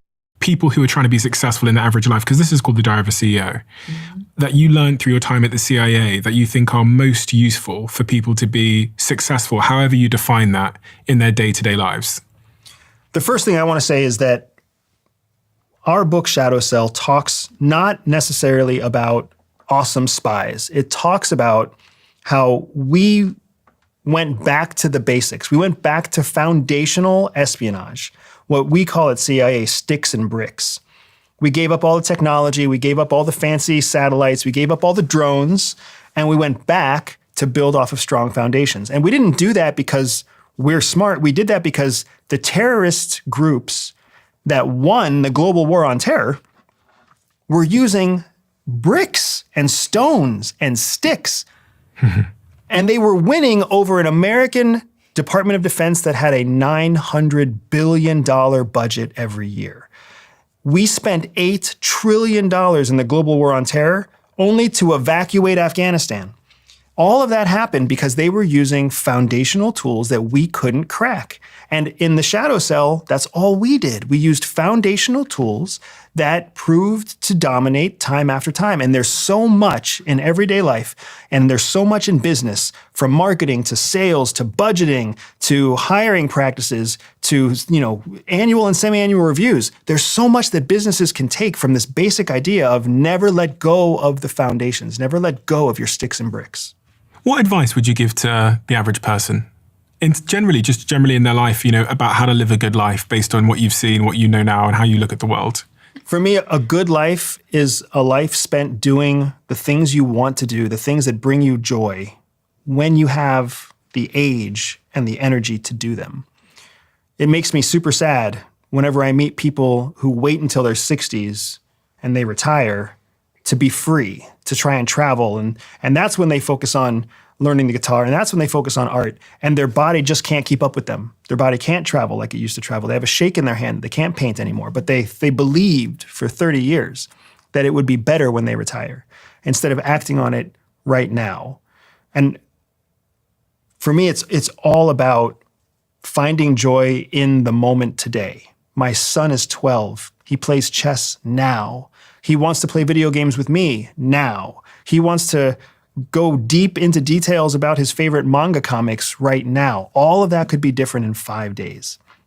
My daughter is 7, doing handstands and doing cartwheels, and all she wants is for daddy to give her a shoulder massage at night and tell embarrassing stories about my childhood to her while she falls asleep. That's what she wants now. All that could be gone and never come back in 6 months. I have to do it now. If I don't do it now, it'll never happen. I won't be able to wait until I'm wealthy. I won't be able to wait until I sell a company. I won't be able to wait until I retire and then try to get these moments back now. So what can I do? I ask myself every day, what can I do right now to maximize the joy that I get right now? Because it's not just my joy that's happening, it's also the joy that I'm giving to the people who want my time and space, my wife, my kids, my peers, my clients. What can I do to bring joy to myself will bring joy to others? Why does that matter so much, Joe? I can see it in your face. My life is filled with people who failed to figure that out. My life is filled with a mother who kept waiting to do the things that she wanted to do, and now she still doesn't get to do it. And grandparents who retired poor, and family members who retired poor, and people who died early, and people who got hurt and can't walk. And I called your mother. We spoke to your mother. Did you call my mom? Yeah, and when I asked her this question, I said to your mother, I said, what's your relationship like with Andy? And she burst into tears. Did she really? She went on to say how proud she was of you, but it was telling that she burst into tears when she was asked that particular question. That's awesome. I'm glad that you called her. I talk to Jihi about this often because I never had a relationship with my father. And my relationship with my stepfather was very bad. I go into some of that in the book as well. And I, as an adult, only project negative assumptions on what they must have intended because that's what I was shaped to believe as a child. I can't confidently project positive expectations on them because as a child, I never believed they were doing anything positively. I believed my mom was career focused, and I believed that my mom didn't really want to be a mom. I believed that my mom didn't really want to be married to the man she was married to, and that's what I believed as a kid. So now as an adult, that's my foundation. Jihi's foundation with her parents is completely different. Like, it's incredible now because like the disparity between my negative thoughts of my youth and Jihi's positive memories from her youth are starkly contrasted. And that's why I want to give my children something like what my wife had. And what's your answer in terms of what you want next? So when I was younger, I was brought up with this idea of a destination. So I did everything I was supposed to do. Got good grades in school, went to college, went to grad school, got a career with the federal government. It was really good. And then we left CIA. And I was like, but I had made it. Like I rode that train. I did everything I was supposed to do and I made it. So what are we doing now? And it was a really hard transition for me. But now that, we have the kids and we have our business, and I've gone through a lot of therapy, I realized that Andy has been right all along. It really is. You never know what the next moment is going to bring. And so you have to enjoy every moment that you have right now. Don't put off that trip until next year. Do it as soon as you can. Don't, those dishes don't need to get washed right now. If your kid wants to read a book with you, you can just put that off for a little bit. It's taken me a long time, but Andy and I are now aligned on the live every moment with as much joy as you can, because, and to my other point, you never know when shit's going to hit the fan. So enjoy it now, because you never know when you might have to, flee your house because it catches fire, or flee the country because a war breaks out, or, Getting arrested in a foreign country. Yeah, getting arrested in a foreign country. And I'm a big believer of seeing the writing on the wall. I don't think that, my advice to people is don't be complacent. Just like Andy said, don't be complacent in your business, but don't be complacent in your life either. Before World War II kicked off, there was tons of writing on the wall of what was coming. And people just kept thinking to themselves, that can't happen here. It can't get that bad, can it? Are you trying to tell me something? So the writing on the wall for Americans is that we are transitioning into something new. we will never go back to what we were. And so you either need to be a part of creating the new America, or you need to start thinking about where else you're going to go. Because the America we knew before no longer exists, and it will never come back. This is new America now. So you either take part in it or you leave. Okay, so what is old America under your definition? So old America, and I'm not that old. So, old America in my lifetime has been a series of, the government appearing to work together, the appearing to do things, to improve the lives of people, but also, I think, becoming complacent over time. Like the last several terms, we've had a strong executive that has slowly become stronger, which I don't think is the way that we should be going, but that's what's happened. And a Congress who is constantly in deadlock, so nothing is happening. And so we continue, the immigration problem. Why is the immigration problem a problem? This could have been fixed decades ago, honestly. Decide what you want for immigration. Decide what you want your policy to be, right? And the policy, clearly, I think most people agree, isn't open doors. So if it's not open doors, what do you want? And then make that policy happen.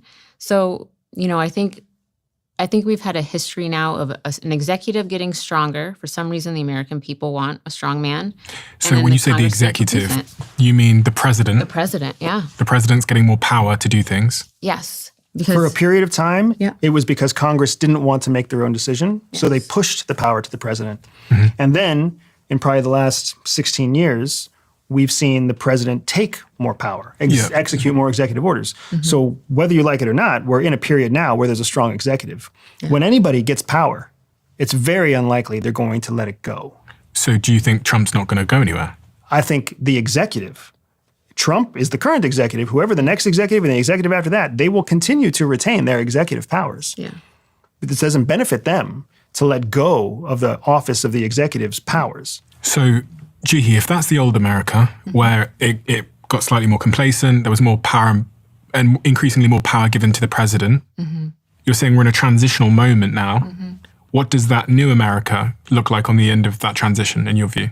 So I don't think we have a good idea of what it's going to look like. I think the current administration is taking a lot of risks that I find interesting. Interesting is a very neutered word. What is the real word? Interesting is the real word, because I think that he's taking a lot of risks that really break down how things have been for a long time. So, getting rid of, pulling money from Medicaid and Medicare, getting rid of USAID, transitioning from soft power to hard power. Hard power being dropping bombs on Iran. Yes. Okay. So we're giving more money to military and we're taking money away from, aid, basically. So we're making that shift. We're making, various economic shifts, immigration shifts. And I think there's a lot of unnecessary panic about all of it, because whether I agree with his methods or not, I think that we just have to wait for things to settle out. And if something doesn't work, I think he's the type of guy that's going to take another risk and see if he can fix it. Or that if it doesn't work by the time the next administration comes in, they'll have to do something with it. Nothing stops, everything keeps going. So, I don't know that America is heading for a future that I want to be a part of. I think that's a true statement. But I think there's a lot of Americans out there who this is the path that they want to take. What is your perspective on everything Juhi just said? The transition that's happening right now is a transition where the American people have to decide how much they want to get involved and how much they want to let other people just do it for them. And Donald Trump is I'll do it for you kind of guy. And Joe Biden was also an I'll do it for you kind of guy. And Obama was an I'll do it for you kind of guy. And we are electing people who will do it for us. Do what for us? Whatever nasty thing we don't want to deal with, budgeting, currencies, hard work, foreign trade, foreign relations, wars. We want to be able to just talk about it without having any blood on our hands. So we push that responsibility to our government, when in fact, our founding fathers were the opposite. Our founding fathers were, hey, the blood is on all of your hands. You tell us what you want us to do. Do you want a revolution? Then let's go fight a revolution together. Do you want to build a new government? Then we'll build a new government together. That's how our country was supposed to be formed. So when Jihi says that we're in a transition and she doesn't know where it's going, she is accurate. We don't know what the future holds, except we know the future holds more pain, for sure. Because we will either come out of this through a painful transition that makes us better, or we will come out of this through a less painful transition that leaves us in a position that none of us want to be in. And then we're going to have to put in more pain to fix it all again. And how do you think the transition levels out? Where do you think we end up, if you had to guess? I think that we have a solid 60-40 right now. I think there's a 60% chance that we don't like where the transition ends, and then we spend 15 to 25 years fixing it again. Fixing our economy, fixing our superpower status, fixing our foreign relations, fixing our trust of our own government. I think there's a 40% chance that the decisive action Donald Trump is taking right now is adopted wide scale, and we actually stimulate our economy, get people back on the same page, and move forward in a way that keeps us one step ahead of the threats that we see from China, the disaster that we see continuing to unfold in the Middle East, the precipice that we have come up against in terms of geopolitics.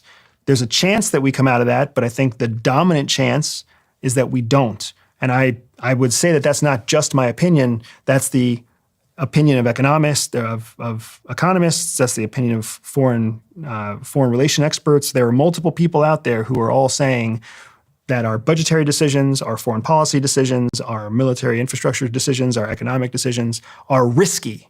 Risky means there's a chance they'll work, but it's a low probability chance, not a high probability chance. In such a scenario, then the economy would be hurt, and then there'd be more wars, presumably, because if the society becomes more individualistic and focused on themselves and nationalistic, then they become more of an island. People get more paranoid. They start building. I know Trump said he's building he's calling it the Golden Dome over the United States so that he can fire any rockets out of the air if anyone attacks. And then you kind of have to unravel that and try and go the other way, potentially. Is that kind of what you're saying? I try to do as much reading as I can. I'm sure you're the same way. And one of my gifts to myself is when I read fiction. And I'm reading a book called The Left Hand of Darkness by a sci-fi legend named Ursula Le Guin. And it's a book from the 70s. And I'm reading this book, and in it she has this quote where she talks about nationalism inside the world of the science fiction planet that she's on, right? And the quote is something like, nationalism is not a product of pride, it's a product of fear. Mm-hmm. People aren't nationalistic because they're proud of what they have. They're nationalistic because they're afraid that something might take away what they have. And anytime you are driven by fear, you don't have the chance for true happiness. And what I found in that passage from the sci-fi book was really very insightful to what I see happening across the United States. We're all nationalistic, left and right, gay and straight, whether you are old or young. We're all nationalistic. We all love our country. But the things that's driving so much of our nationalism is this fear of the other side. Not a fear of the collapse of our society, not the fear of some rising power across the ocean, but for some reason we're more afraid of our neighbor than we are afraid of the real threats that are out there. Because at the end of the day, California and Mississippi have much more in common than the United States and China. But for whatever reason, we get so distracted and so confused with our own infighting that we don't realize that infighting is exactly what all of our adversaries, from Russia to North Korea to Cuba to even Bulgaria, which is a NATO country that's pro-Russia, our infighting just helps them. And what's the potential worst case scenario of that infighting? Because people think, okay, it just means people are going to pop off at each other on X and Twitter and social media, and they're going to scream at each other, and then Gridlock is the biggest challenge. I don't believe that we're going to be going into any kind of civil war in the United States. We're not going to shoot each other. We're not going to go machete our neighbors. Not now. But gridlock is going to lead to economic collapse. Economic collapse is going to do very real individuals having very real problems, which is going to lead to an increase in criminal activity. People will steal from each other. People will steal from stores. People will, lie and hurt each other to try to take care of their own. And as that society starts to collapse and we become more and more tribal again, all very predictable, all case studies that we've seen all over the world, as we become more and more tribal, then we will become fed upon by our adversaries who don't have the same problem. When you said gridlock is the first sort of domino that falls there, what is gridlock? I see gridlock as policy gridlock. We don't know how to move forward with Israel. We don't know how to move forward with the budget. We don't know how to move forward with whether or not we ratify these election results, right? And in the time that we don't know how to move forward, it creates an opportunity for somebody else to bypass the democratic process and just dictate the outcome. And that series of dictations makes it so that the outcome is less collaborative, less well thought out, less well defined, less palatable for more people. And then that distrust kind of continues on. We do live in a moment now where the distrust for government is higher than it's been in a long time. We see the largest decline in American currency that we've seen in decades and in the better part of a century. We see a lack of public trust. We see consistent presidential approval ratings below 50 for every president that comes through. We are in a place where the people just don't trust their own government. And I would say that that's not such a big deal, except that we are the wealthiest country in the world. We are the largest military in the world. We are the largest producer of financial tools and the largest producer of weapons. We are a big fucking deal to not have our shit together. Welcome to the United States. Shadow Cell, an insider's account of America's new spy war by Andrew Bustamante and Jihi Bustamante. It is a fascinating book because usually the public doesn't get to read books like this. And for the reasons you said, because they're so highly scrutinized and then ultimately decided to be confidential by the CIA, but this one managed to get through. So I highly recommend everybody reads it. We've touched on some of the surface level elements of this, but if you want the details of what happened, then this is a good book to read. But it also just gives you a window into a world that most of us live in ignorance to, because we don't realize these things happen. It's actually from doing this podcast that things that I thought were conspiracy theories became not conspiracy theories. You know? Yes. Because before I started this podcast and started to speak to people like you and other guests that I've had, I thought that, I was watching podcasts and thinking, no, that's bullshit. No, that's bullshit. That doesn't happen. These are like spies. That's not going to happen. There's no way that like one country spies on it. There's no way that like, people go undercover into countries and get secrets and do all these crazy things. I thought that was movies. But actually that happens, and all countries are doing it to each other. And I imagine even the United States is doing it to some of their allies. Like I imagine the United States probably has spies in the UK, for example. The United States doesn't claim to spy on the Five Eyes countries, and the Five Eyes have all claimed not to spy on each other, but that's just a claim. We have a closing tradition on this podcast where the last guest leaves a question for the next guest, not knowing who they're leaving it for. And the question left for both of you to answer individually is, how did a mistake you made shift the trajectory of your life in a way you could not have predicted? I would say that the mistake I made that truly shifted the trajectory of my life was staying with my ex-boyfriend for so long, because we'd been together a year, and I knew it. Then the relationship was already troubled, and I was applying to the Peace Corps right out of college. But I also knew that if I joined the Peace Corps and I went overseas, the relationship wouldn't survive. And for some reason, I chose the relationship over Peace Corps. And because I chose the relationship over the Peace Corps, I ended up going to grad school so I could stay with him. And then because I went to grad school and the relationship drained me of all of my money, I ended up applying to the CIA. And if I hadn't been in that relationship, I never would have joined the CIA ever. I never would have met Andy. I wouldn't have the kids I have right now. I wouldn't have the life I have right now. So arguably a mistake to stay in a bad relationship for 7 years, but I wouldn't be where I am today without that. It's hard for me to answer the question because I keep finding myself coming to the same conclusion that Jihi came to, that all of the mistakes that I think about making all led to a sequence of events that brings me to where I am now. So I'll actually give a more recent example that is changing the course of my life right now. In 2023, I hired the first executive into my company, the first kind of equal executive to me as a CEO.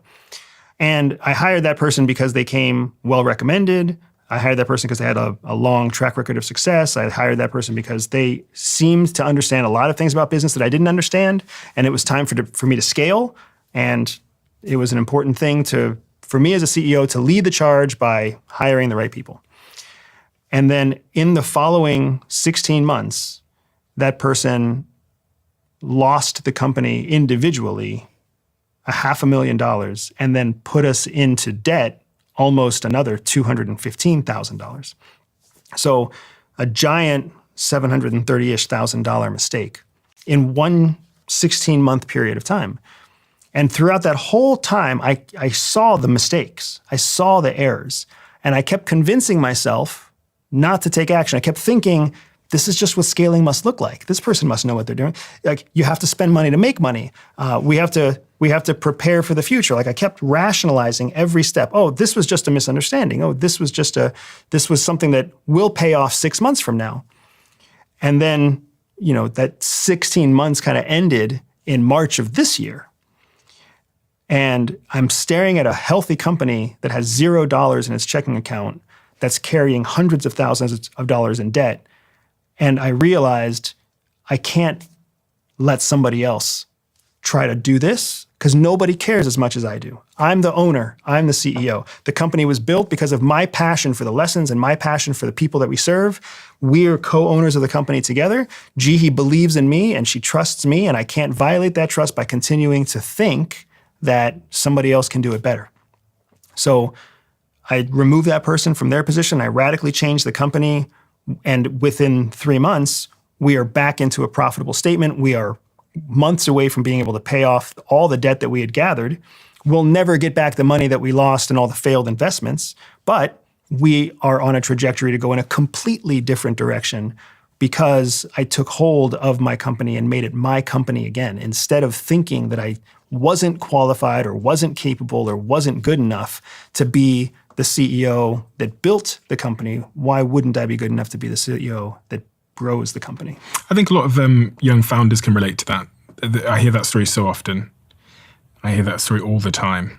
I've heard it for many, many years of the founder that starts a business and then basically gets like gaslighted by, oh, this person's an executive, they've done it for 26 years, so they must know what they're doing. I'll give them a massive salary, I'll give them control. And then they make a set of decisions, which because you've not walked that path before, you're unable to have high conviction as to whether those decisions, because they are so expensive and their decisions are so expensive, you kind of have to go with it. And then eventually you realize at some point that just because someone has worked in some interesting places or had some previous interesting job titles doesn't equip them for this challenge. And especially when it's a small bit, this is actually the paradox of it as well. Like, the mentality of success in like big scale businesses is not the mentality of success in like a high growth startup. Where you're like penny pinching. Yeah. Thank you so much. Super enjoyable hearing the story. It was actually much more captivating reading your book than I assumed it would be. And I think that's because of the level of detail you go into in the book, which you just wouldn't have come across before. So I really recommend everybody goes and read it. And thank you again for coming back here. And it's wonderful to meet you, Jihi, because I've heard about you before, but putting a face to the name is always useful. So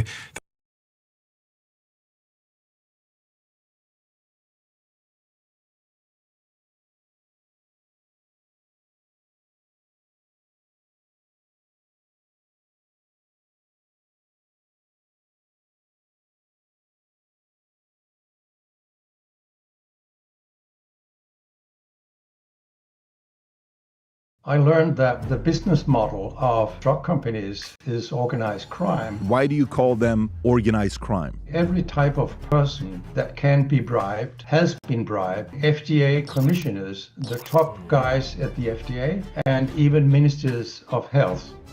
How did they get away with it? The corruption is huge in America.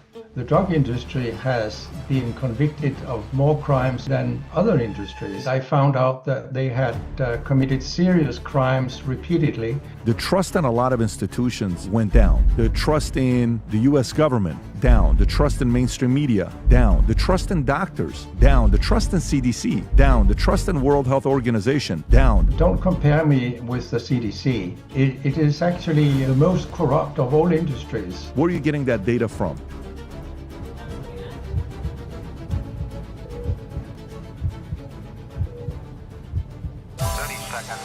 Did you ever think you would make it? I feel I'm so close I could taste sweet victory. I know this life meant for me. Adam, what's your point? The future looks bright. Handshake is better than anything I ever saw. It's right here. That if you don't mind taking a minute or two and just kind of share with the audience your background, that'd be great. As you say, I became a biologist at first and didn't know what father, who was a doctor, suggested I went into the drug industry. And I hadn't been there for long before I realized that these people were cheating on the doctors, so I couldn't stay there. So I took the worst way out by taking a whole new education, becoming a doctor, while I still worked in the drug industry. So that was pretty hard, but that's what I did. Got it. And so when you got in, after how much longer after you got in, you learned about, how it had become a business and what they were doing maybe wasn't the best solution. It was more of a business than an actual solution for the patient. Well, I have always asked questions since I was a little boy. And even though I was a biologist and didn't know much about drugs, it didn't take me long before I found out that the clinical trials had been manipulated and what salespeople were telling doctors were not correct. It was pretty easy to find this out, actually. So what did you learn? Well, some years later, as you say, I wrote this book about organized crime. So I learned that the business model of drug companies is organized crime. I wasn't allowed to use this term when I published an article in the British Medical Journal because they are so afraid that they might be sued by Big Pharma, so they called it corporate crime, but it's far worse than this. It is organized crime according to US law. That is their business model. Unpack that for me, because that's a strong statement, and I've seen you in other videos, but maybe for some people that haven't heard it, why do you call them organized crime? Oh, it's pretty simple, really. I went out on the internet and I Googled the 10 biggest drug companies in the world, and I found out that they had committed serious crimes repeatedly and had been fined sometimes billions of dollars. But it's a tiny bit actually compared to what they earned by their crimes, which is why the crimes just continue. And according to US law, the Racketeering Act, organized crime is about doing things repeatedly, which can be fraud. And that is all over the place, both in research and marketing, bribery, political corruption, obstruction of justice, embezzlement. So these are things that you can see the big pharma companies do all the time. How do they get away with it? If that's what they do, how do they get away with it? Well, now I'm talking to an American. I will tell you that's pretty obvious, actually. The big pharma companies, they bribe your politicians, both Republicans and Democrats. And it's therefore very difficult to do something effectively against the organized crime. It's very difficult to do anything with them, with the organized crime. Okay. So, Dr. Goche, if you don't mind going a little bit deeper, because right now, like, I want the audience, I've seen you speak eloquently with getting into details of what things you found. This is surface level. Would you mind getting a little bit deeper for the audience to understand what you're saying? Yes. For example, I wrote in my book that virtually every type of person that can be bribed has been bribed, including FDA commissioners, the top guys at the FDA, and even ministers of health. So it is very widespread to bribe people. And of course, doctors are some of those who are bribed the most. And if you work in the industry, you start by buying the top doctors, the professors, and department chairs.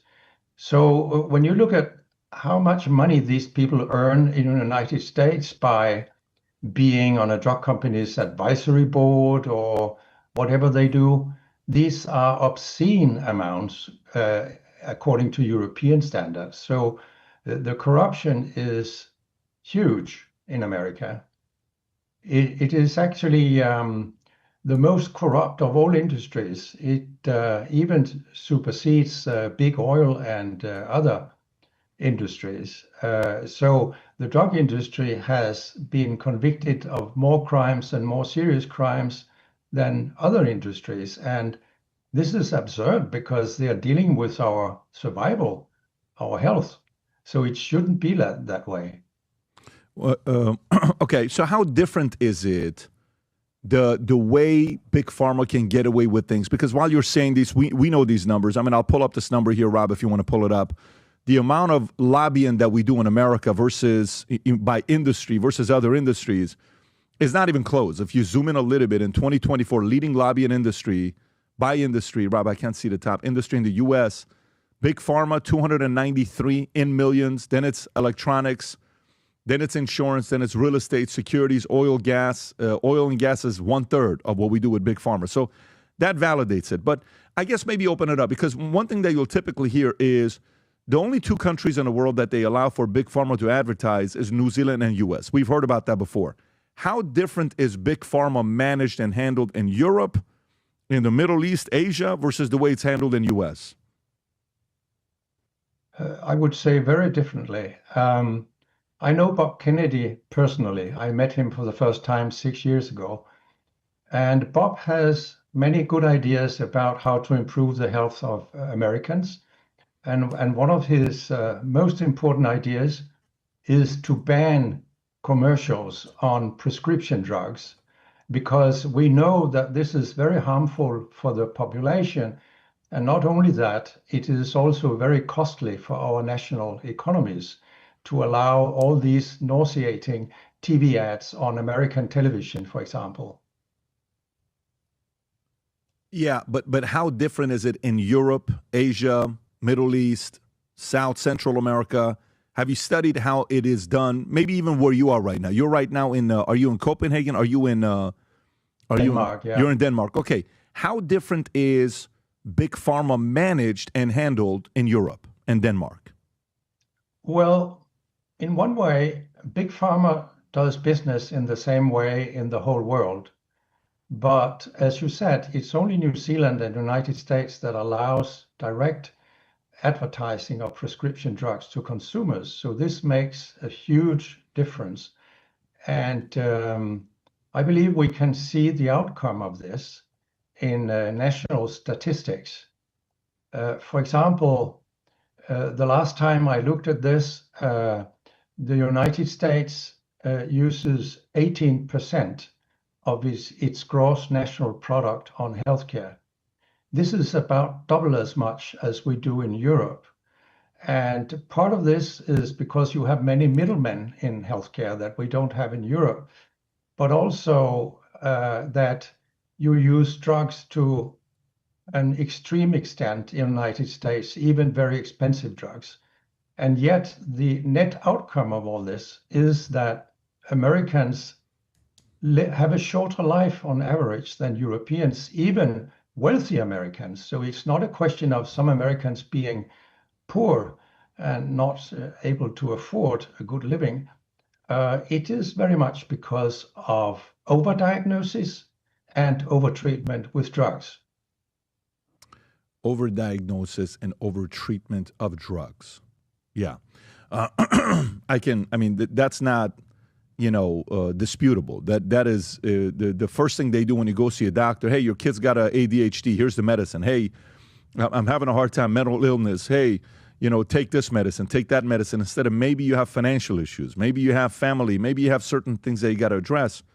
So there's no question, but who's doing it right? Is there a case study of a country where you've studied to say this country does it right, we should model after XYZ? Well, the Nordic countries, Sweden, Denmark, Norway, Finland, and Iceland, they have actually been mentioned by US politicians as something that America should live up to. For example, we have a national health care where we take care of everybody. We don't need insurance that many people can't even afford in America. So the public healthcare system is I believe, very beneficial. And I can give you one example that comes from America. Quite some years ago, a very famous study was published that looked at over 3,000 counties in America. And that study found that for every 20% more family doctors there were in a county, total mortality dropped by 6%. These are incredible revelations, and I'll try to explain how can this be. Well, one reason is that a family doctor knows the patients they have. So they are not so keen to overdiagnose and overtreat as specialists are.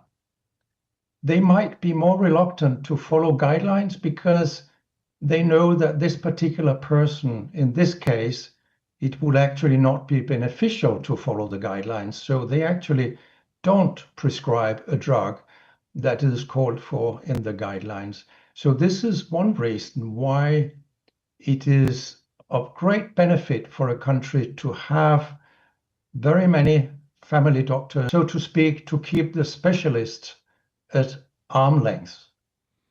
But you do the opposite in the United States, so this is also a problem. So we have more specialists than family doctors. Well, I don't know your numbers. I just know that you focus a lot on the specialists rather than family doctors in America. Is that because it pays better? Well, I don't know what the reason is, but it would be beneficial for your population if you had more family doctors and fewer specialists. Okay, so if we look at these numbers here, as of 2022, there were approximately 279,000 active primary care physicians, which represents 29.9% of all active U.S. physicians. This implies that 70% are physicians and specialists. Huh. So it's roughly a 3-to-1 ratio, a little bit higher. That 2-to-1 ratio, a little bit higher than a 2-to-1 ratio, 2.5-to-1 ratio when we're looking at that. And Rob, if you can go back to the other number that you had that was interesting, the 2019 study with the 3,000 counties in the U.S. found a direct correlation between the supply of primary care physicians and improved life expectancy and lower mortality rates. While the study didn't specifically cite a 20% increase, it did establish that an increase of 10 primary care physicians per 100,000 people was associated with a 51.5-day increase in life expectancy. So if you take that to, say, 100 per 1,000, that would be 515, which is a year and a half. That's interesting. The same increase of 10 PCP was included drop in mortality rates from conditions like cardiovascular disease, cancer, respiratory illness, which are often addressed in primary care. Can you go a little bit deeper with this topic of primary family doctor versus specialists? Well, first of all, this study you just showed, I'm impressed about how quickly your people can find relevant information while we're talking. But the study I talked about is a lot older. This is not the same study. So, but actually they tend to show about the same pattern I can see. And when we talk about drugs, there is one thing that is very important for me to tell you and the audience. Please. I have done investigations on how many patients our prescription drugs kill. And I have concluded in an article I published recently that our prescription drugs are the most important cause of death. They even supersede heart disease and cancer. This is deeply shocking and tells you a lot about how dangerous our drugs are and how much they are overused, because the main killers are opioids, arthritis medications like Motrin, which you can buy over the counter, and surprisingly for many people, psychiatric drugs are a very big killer. And if you look at these drug categories, we could easily reduce the consumption of these drugs by 90% and yet have a more healthy population that would live longer. So this reflects how terribly harmful drug marketing is. You said the most important was prescription drugs. You didn't say the worst. Most important cause of death is prescription drugs. Yes, that's the main cause of death. No, I know, but it's not. You didn't say it's the most. You said it's the most important one. No, it is number one cause of death, ahead of heart disease and cancer. Rob, can you verify that prescription drugs are the number one cause of death ahead of cardiovascular and cancer? Yeah, it is. And when Bob Kennedy testified in Congress when he ran for the post as Secretary of Health, he mentioned my research on both hearing days, but that was an older version where I said that our drugs were the third leading cause of death. I have now concluded it is the leading cause of death, which should tell everybody that they should be careful if they go to their doctor, also their family doctor, and come home with a prescription. They should investigate themselves what are the benefits and the harms of this drug, and is it really necessary? Is it too dangerous for me to use this drug? So I wrote a whole book helping people to find reliable information on the internet. It is called Survival in an Over-Medicated World. Look up the evidence yourself. And people would think that this is too difficult for me. I'm not educated as a doctor, but it's actually more easy than you would think. So I have a lot of examples in that book that shows people it's not so difficult as you might think. And then you might not go to the pharmacy, and this might help you survive, actually. So can you go back to the other source? So here, Rob asked the question, is prescription the leading cause of death in the U.S.? CDC came back and said number one is heart disease, number two is cancer, and then it goes into unintentional injuries, which include drug overdose, fentanyl, opioids, all that other stuff. But it also says on the bottom that some researchers, and it quotes you, and we didn't put your name in here, it quotes you and says, some researchers like Peter Goche in Deadly Medicine and Organized Crime argue that adverse effects of properly prescribed medications are underestimated and could rank as the third leading cause of death if counted comprehensively. But this is debated and not reflected in CDC's official leading cause table. So how are you getting the source to say it's the leading cause of death now? If it was a third a few years ago, now it's the leading cause. Where are you getting that data from? Well, let me first say that the CDC is not a reliable source of information. This has become abundantly clear recently. Bob Kennedy fired the whole vaccine committee because several members received money from the vaccine industry. So now they have a much better committee, and that will also help American health, no doubt. And for example, I have written a book about vaccines where I document that what the CDC writes on their homepage about influenza vaccinations is sometimes totally wrong. They write that these vaccines can help people survive. This has never been documented, that they can decrease hospitalizations and so on. In reality, the flu shots are not very effective. So don't compare me with the CDC. I believe this is not a reliable organization. This has been documented many times. And now you ask me, where do my data come from? Well, that's very simple. I looked at the drug groups that I was very familiar with. And then I looked up systematic reviews of the randomized trials. How many deaths were there on drug? How many deaths on placebo? And then I had usage statistics. I could see how many people were on these drugs. And in some cases, there weren't good randomized trials. But then I used the best observational studies I could find, where there was a comparison group that was very much alike the group that was treated, but which was untreated. And then you could see what the mortality was in these two groups. And I will give you one example that will be surprising for people. Antidepressants are among the most used drugs at all. 1/5 of all Americans are on an antidepressant every day. But when you give drugs that affect brain functions, they become problematic when you get older because you might lose your balance. And if you fall and break your hip, 1/5 of the patients will be dead within the next year. So one reason why antidepressants kill very many people is that it is being used by very many elderly people, and some of these fall and die.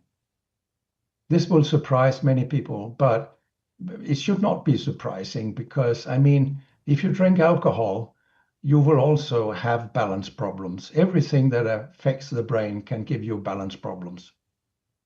Okay, so let me be the devil's advocate and just say, then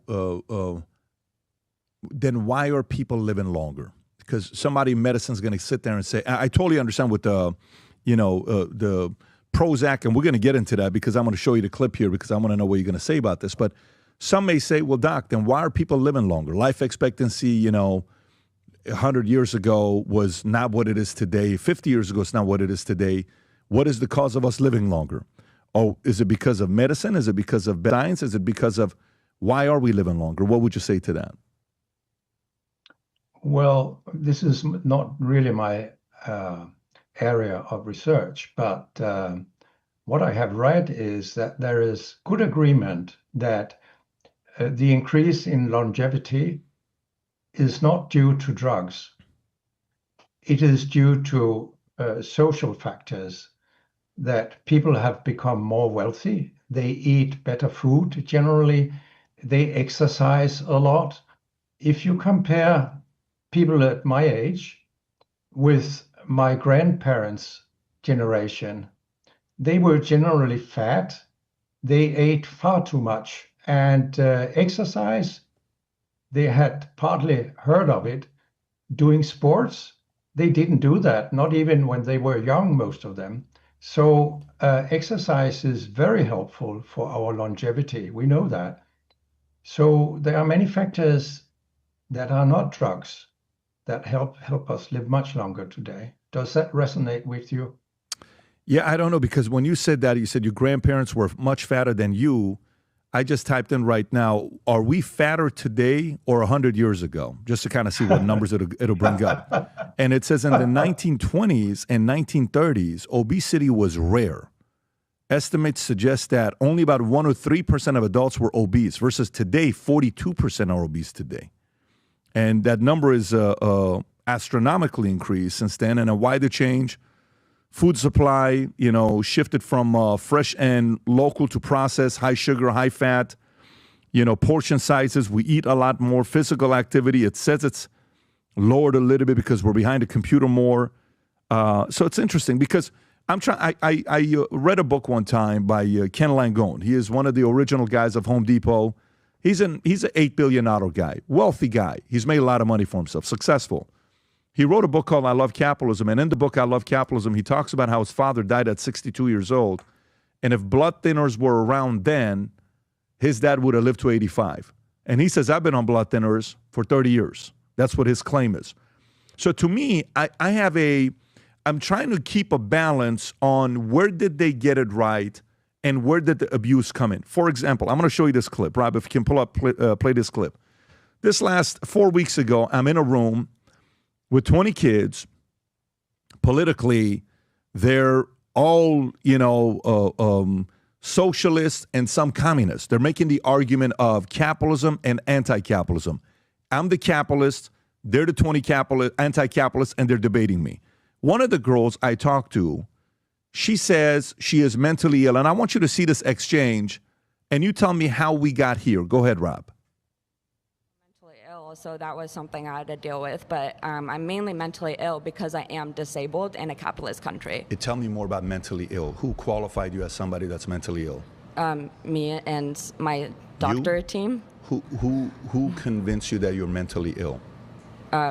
Me and my doctor team. What's the specific category of mental illness? Is there one? You know why I asked this question? Let me explain to you why I asked this question. So I don't even like the psychological industry. I don't really stand for like Sigmund Freudian politics or anything like that. I don't have access to even a result or a solution to my disability as someone with a connective tissue disorder. It's genetic. Have you been able to go to different doctors and get yourself tested? And yeah. See? You have? Yes. And in California? Yes, but not enough. I can't find a specialist. You can't find a specialist? I can't find a specialist for who I am. Is there anyone in your life that's willing to pay for a specialist? Well, they could, or they would if they had money. But yeah. Would you be okay if I pay for a specialist for you to go see? Yeah. Would you take money from a capitalist to help you go see specialist? I mean, yeah, sure, why not? I'm going to have you go see two. Do you live in California? Yeah. I'm going to have you go see 2 specialists. But would you also be open to seeing somebody else I choose as a psychologist that may... No. You're not. No. So you choose as a psychologist. You're choosing who gets to determine what my mental health looks like. No. Okay. Then I wish you nothing but the best. So nowadays, more than ever, the brand you wear reflects and represents who you are. So for us, if you wear a Future Looks Bright hat or a Valuetainment gear, you're telling the world, I'm optimistic. I'm excited about what's going to be happening, but you're a free thinker. You question things. You like debate. And by the way, last year, 120,000 people got a piece of Future Looks Bright gear with Valuetainment. We have so many new things. The cufflinks are here. New Future Looks Bright. This is my favorite, the green one. Just yesterday, somebody placed an order for 100 of these. If you watch the PBD podcast, you got a bunch to choose from. White ones, black ones. If you smoke cigars and you come to our cigar lounge, we have this high quality lighter cutter and a holder for the cigars. We got sweaters with the Valuetainment logo on it. We got mugs. We got a bunch of different things. But if you believe the future looks bright, if you follow our content and what we represent with Valuetainment, with PBD Podcast, go to vtmerch.com. And by the way, if you order right now, there's going to be a special VT gift inside just for you. So again, go to vtmerch.com, place your order, tell the world that you believe the future looks bright. There is this, immediate link, and this is her following up. Maybe we'll show this afterwards. But there's this correlation with the amount of people today that want to say they're mentally ill. I don't remember this when I was 16 years old. I don't remember this when I was 8. I'm 46. It's not like that was 80 years ago. That was 26 years ago. That was 30 years ago when kids were going to school. I don't remember a lot of mentally ill statements being said by kids. We were fairly normal. What's happened the last 30 years to have so many kids saying they're mentally ill? This is my concern, where Big Pharma's targeting kids and they're easy candidates. What do you have to say about this girl right here that you just watched in the clip, as well as what's happening with young kids that are saying they're mentally ill? Oh, I have a lot to say about this. Please. Because now we are into psychiatry. But before I go there, I just want to tell you that you're absolutely right about people have become more obese. And therefore, it is surprising that we live longer. It's the same in Denmark. People are fatter today than earlier, and yet life expectancy goes up. But if we had not become fatter, I'm sure it would have gone up even more. But let's leave that and talk about psychiatry. This is a very tragic chapter of medicine. It is the only medical specialty I know of that definitely does more harm than good to its patients. And one reason is that when psychiatrists were battling with psychologists who were more popular in the 50s and 60s than psychiatrists, then the psychiatrist invented a new idea. We are doctors, so we can prescribe drugs, which psychologists cannot. So we have to focus on drugs. And then they invented this disease manual, DSM, the American Psychiatric Association, and it just became worse and worse over the years. And what I mean by this is that virtually everything in life, normal conditions, can now be defined as a psychiatric disorder. For example, you are not even allowed to grieve more than 2 weeks if you have lost your wife or husband, because then you might get a diagnosis of depression. This is insane. You must have had a very bad marriage if you are only unhappy for 2 weeks after your spouse suddenly died. But this is how it is now, that you get a diagnosis so easily. And I can give you an example. One evening we had dinner in my home, and our youngest daughter was there with her very laid-back boyfriend. And we talked about psychiatry. And then I said, hey, wait a minute, I will go and get the diagnostic chart for adult ADHD. So I came in with it. We were 4 people. We all tested positive for ADHD, even the very laid-back boyfriend. It is so totally ridiculous because ADHD is not something that exists in nature. You can find a giraffe or a lion. They exist, but ADHD doesn't exist.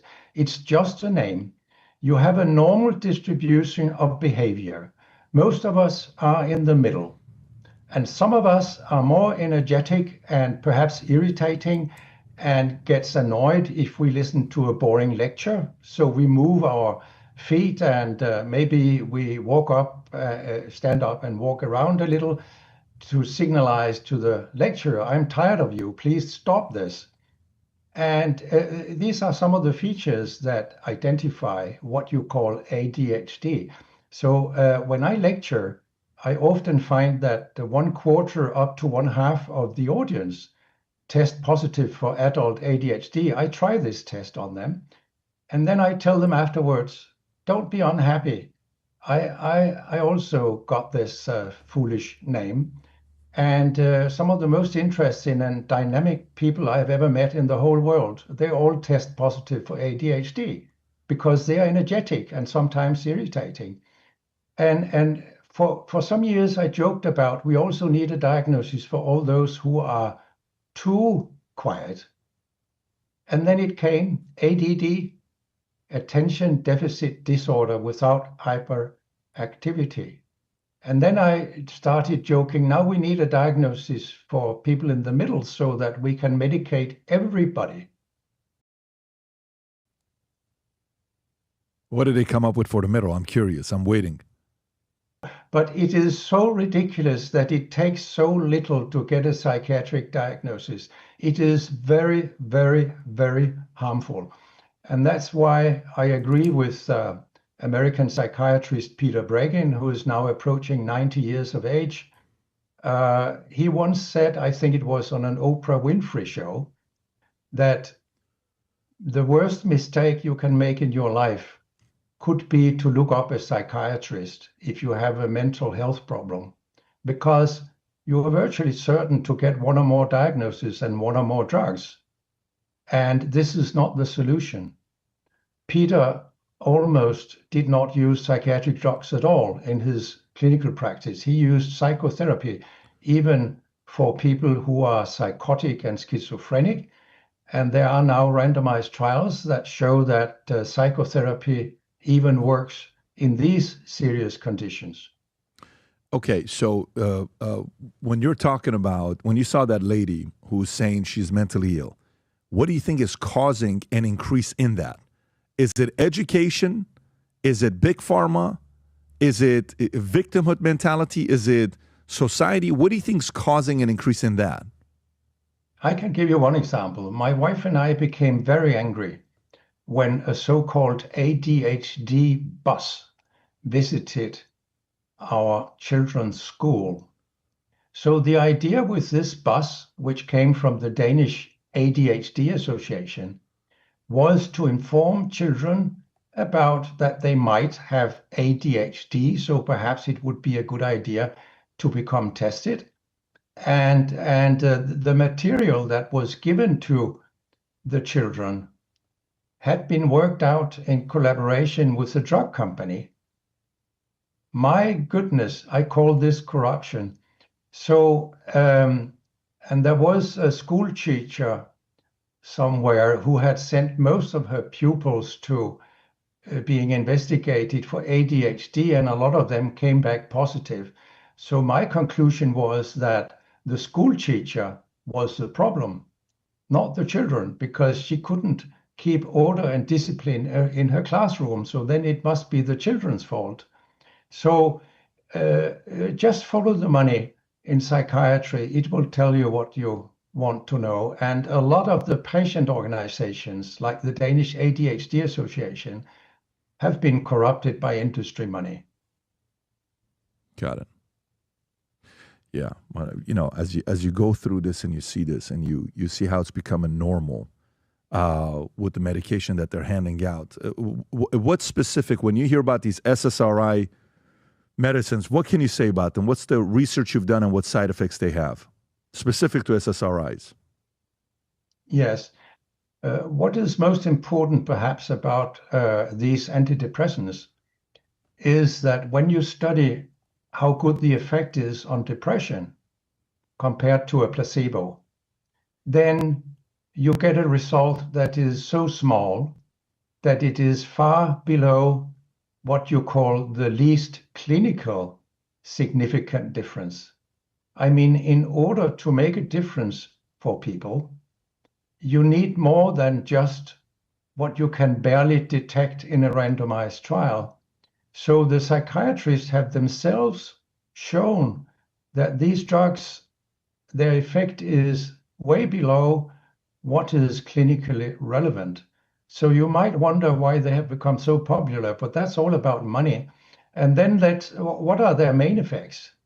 It's not to make depression better, because very few can feel any difference. No, half of those who are treated get sexual problems. And in half of those who get problems, the problems are severe.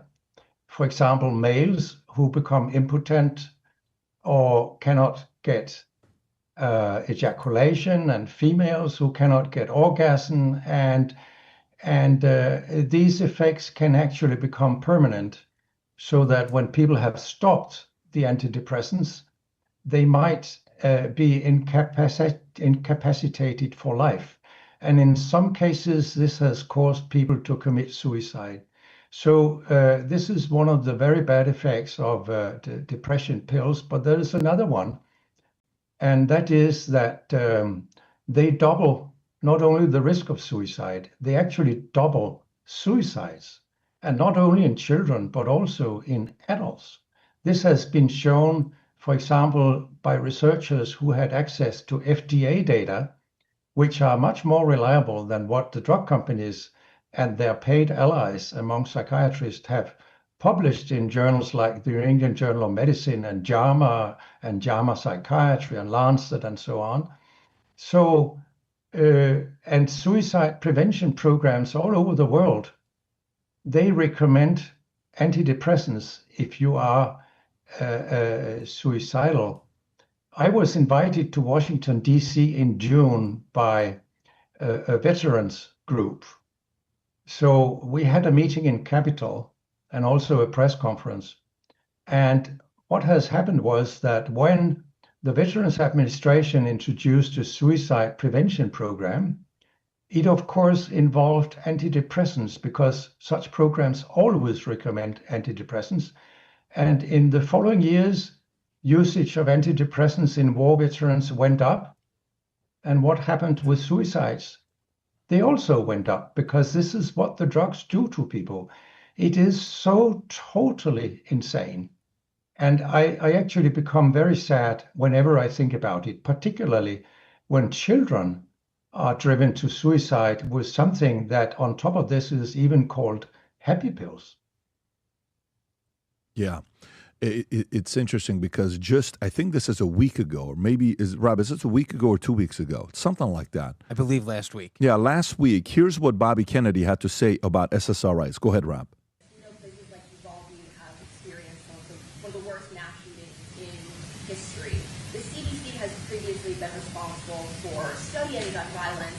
A lot of those programs have been cut now. Would you still consider gun violence a public health crisis? And who's going to be... I certainly consider mass shootings a health crisis, and we are doing for the first time real studies to find out what the etiology of that is. And we're looking for the first time at psychiatric drugs. You know, these kind of mass shooting, people have had guns in this country forever. When I was a kid, we had shooting clubs at our school. People, kids, my classmates, other people, would bring a .22 rifle with their guns to school and park it in the parking lot. Nobody was shooting. So there's never been a time in America, in the history of humanity, when people walked into a crowd, into a church or a movie theater or a school or a crowd of strangers and just started randomly shooting.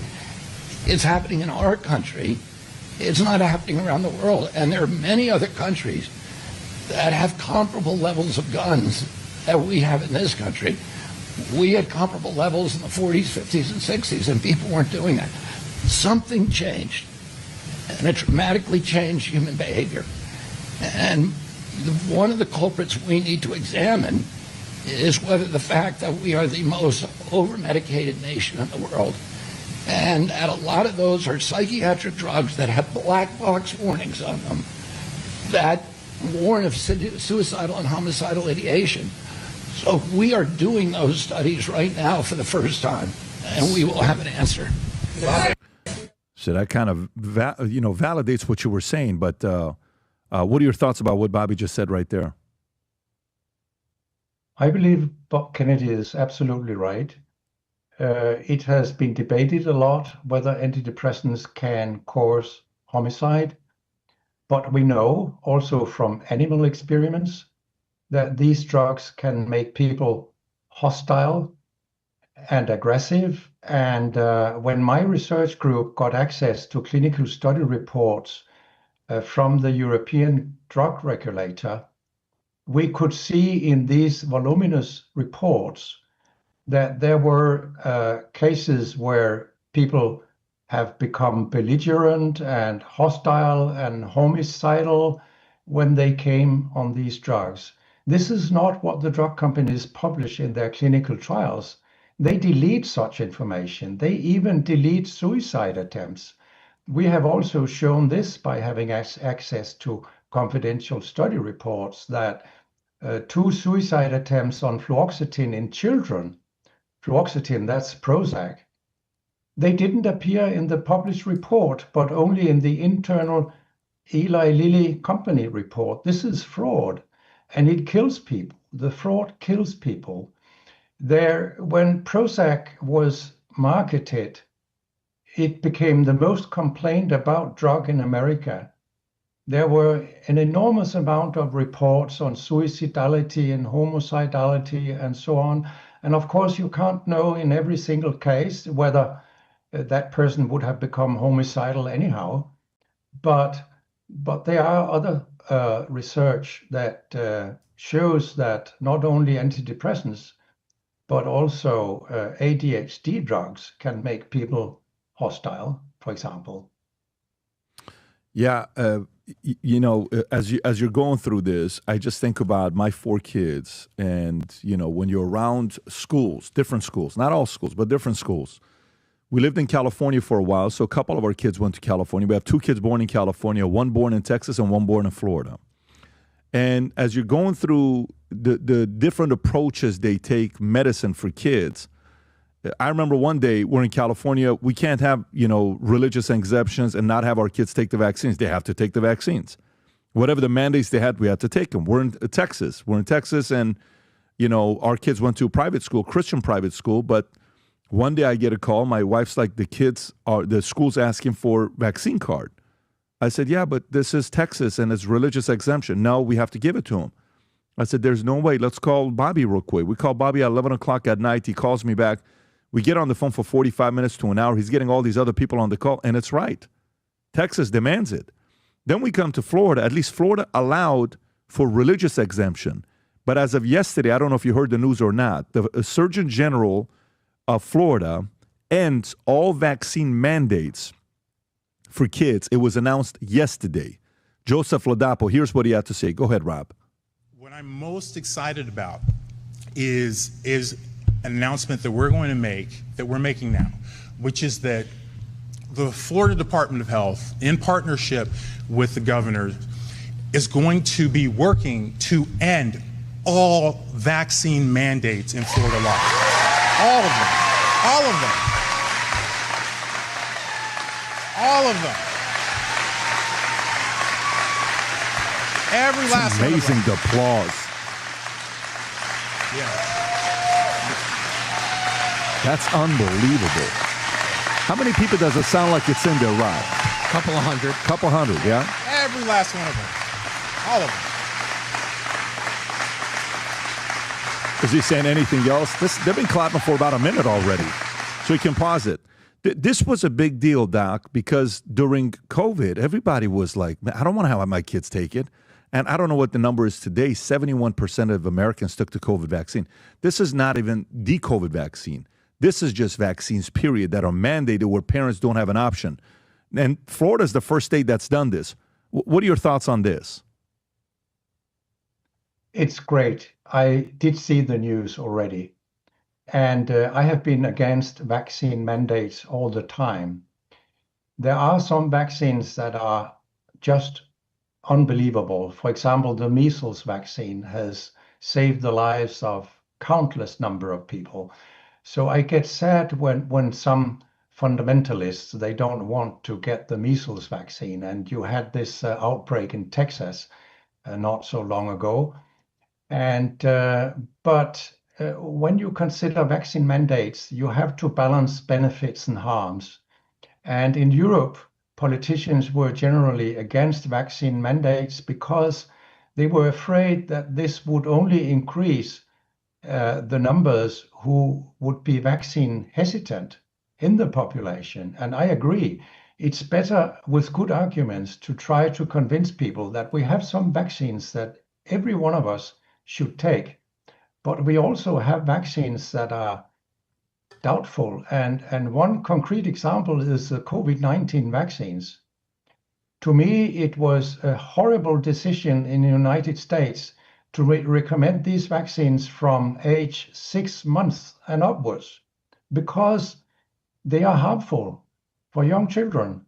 The risk that they get a bad infection is extremely small, whereas 1 to 2 children out of 200 get inflammation in the heart when they get an mRNA vaccine from Pfizer or Moderna. And when you get myocarditis, which is called, some of these children die. These vaccines have killed some children. So to me, it has always been insane to, in the United States, recommend COVID vaccines down to 6 months of age. And not only that, but to recommend boosters when you are already vaccinated twice and you already had the COVID infection despite being vaccinated, so you have a good natural immunity. Why on earth should you take booster after booster? It is nonsensical.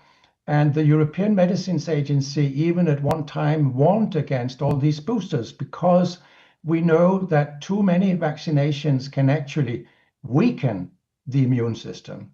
So also on this, I support Bob Kennedy fully, but he has received a lot of flack for this in mainstream media in the US. This is simply not fair and it's not correct. Yeah, I mean, and by the way, if you go back to that number, Rob, the ChatGPT report that you had pulled up, so right now, if you look at the vaccine coverage, kindergarten students, 92 to 93% for the MMR, the DTaP, the polio, and the varicella. Full vaccine series by age 3, 73% complete the recommended 7 series. And then on the bottom, you see what this means is vaccination rates remain relatively high in the States, but many key vaccines are slipping below 95% threshold, which is considered necessary to maintain herd immunity, especially for measles. Rob, if you can go a little bit lower. The drop in full vaccination series completion, 73%, signals that while many children receive individual vaccines, a notable portion are not fully up to date. And the rising exemption rate, now 3.6%, further underscores challenges in maintaining widespread immunization coverage. So, you know, some of them, you know, and forget about the COVID one. Out of all the vaccines, if you don't mind going through it, I know you said measles, where some of the parents, the fundamentalists, are going a little too far, and you're seeing a little bit of the growth in Texas. What other vaccines do you yourself feel a little bit more comfortable with, and which ones do you not? Forget the COVID, all the other ones.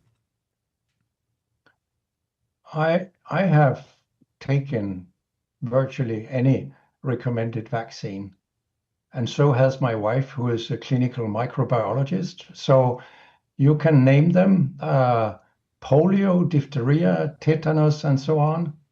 But there is one thing about vaccines that people usually don't know about. Danish vaccine researchers have found out, and this has been called a milestone in an article in Nature about vaccines. They have found out that live attenuated vaccines, like the measles vaccine, they actually decrease mortality more than you would expect from its specific effect on measles. So even if there is no measles epidemic in a country in Africa, and the children get vaccinated with the measles vaccine, their mortality drops. This is incredibly important to know. And we also have the opposite result, that dead vaccines, they tend to increase total mortality. So if you use these vaccines in an area where the risk of getting infected is very low, you might actually increase mortality. So vaccines are much more complicated than people think. And therefore, it was horribly disturbing that the COVID-19 pandemic aggravated scientific censorship and lack of freedom of speech to an unbelievable extent that I never thought I should see in my lifetime. We need to debate science. We need to debate vaccines. They are much more complicated than you think. We cannot have censorship. This is detrimental for our democracies. And look what we had during COVID-19. It is so disgraceful. Yeah, I mean, hopefully the next time something like that happens, we're ready for it in ways where people will remember how many doctors were silenced and got strikes on YouTube. I mean, I got a couple strikes just for having Bobby Kennedy on the podcast. And videos were taken down during that time, the peak of COVID, where they didn't want you to talk about any of that stuff. So hopefully that won't be the case in the future. Let's continue with the next part. Rob, can you do me a favor, show the clip? Do you remember when Tom Cruise was on MSNBC talking to Matt Lauer, and they were talking about psychiatric medicine? And as a Scientologist, he pushed back, and at the time, he was criticized for it heavily. And later on, a lot of people came back and gave him credit for standing up, but it was pretty heated. I don't know if you've seen this clip or not, Rob, if you don't mind playing the clip. There's no such thing as a chemical imbalance. So postpartum depression to you is kind of a little psychological gobbledygook? No, No, I did not say that. I'm just asking what would you call it? That is the post. Now you're talking about two different things. But that's what she went on the antidepressant for.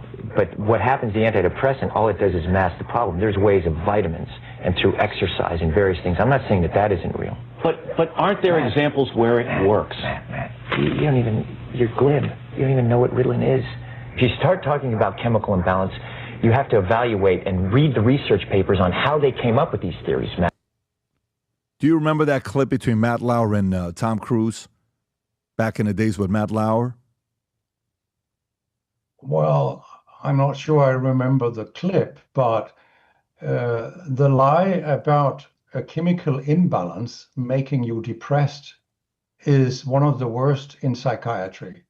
This is simply wrong. And it is extremely harmful, this lie, because if you're a patient and you are told you have a chemical imbalance, and here is a drug that will fix your imbalance, why would you ever stop taking this drug?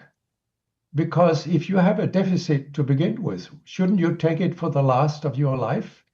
So this has been incredibly harmful, and it has never been shown in scientific research that any psychiatric disorder is caused by a chemical imbalance, perhaps with some extremely rare exceptions. But now we are talking about major conditions like depression and psychosis and so on. And I have illustrated this with an allegory. If you come out to a house that has burned down and you find ashes, it was not the ashes that set the house on fire. So some of this research looks into people who are depressed, and if they can find any change in their chemistry, they cannot conclude that those changes started it all. It could be like the ashes in the house. And we know, for example, that antidepressants, they create a chemical imbalance. Other psychiatric drugs create a chemical imbalance because that's the whole reason for using them. So antidepressants, SSRIs, they increase serotonin, and this creates various issues like sexual problems and suicidality and so on. So interesting. Scientology, it's strange because if you get associated with Scientology, people stop listening to you. But we should not look at who people are. It's a bit like Bob Kennedy. We should look at what they say. Is it correct or not? Yeah. Are you a Scientologist yourself? Because I've worked with many of them, and they're extremely hardworking. Of course, I'm not a Scientologist. Okay. I'm a scientist. I don't believe in any kind of religion, and I see Scientology as a terrible sect that I would never become a member of. Well, I was just going to send you a book if you were interested to, as a form of invitation, if you wanted to read Dianetics, because I have a lot of them in my house. No thanks, please. Okay. Well, it was just an offer, nothing more than that. I'm not a Scientologist, but I just have a lot of them in my house that has been given to me over the years. So, by the way, last thing I want to talk about, you've spoken about mammograms, if I'm not mistaken. You've said some things about mammograms. You said mammograms screening for breast cancer screening does more harm than good by leading to false positive, overdiagnosis, and overtreatment. What did you mean by that?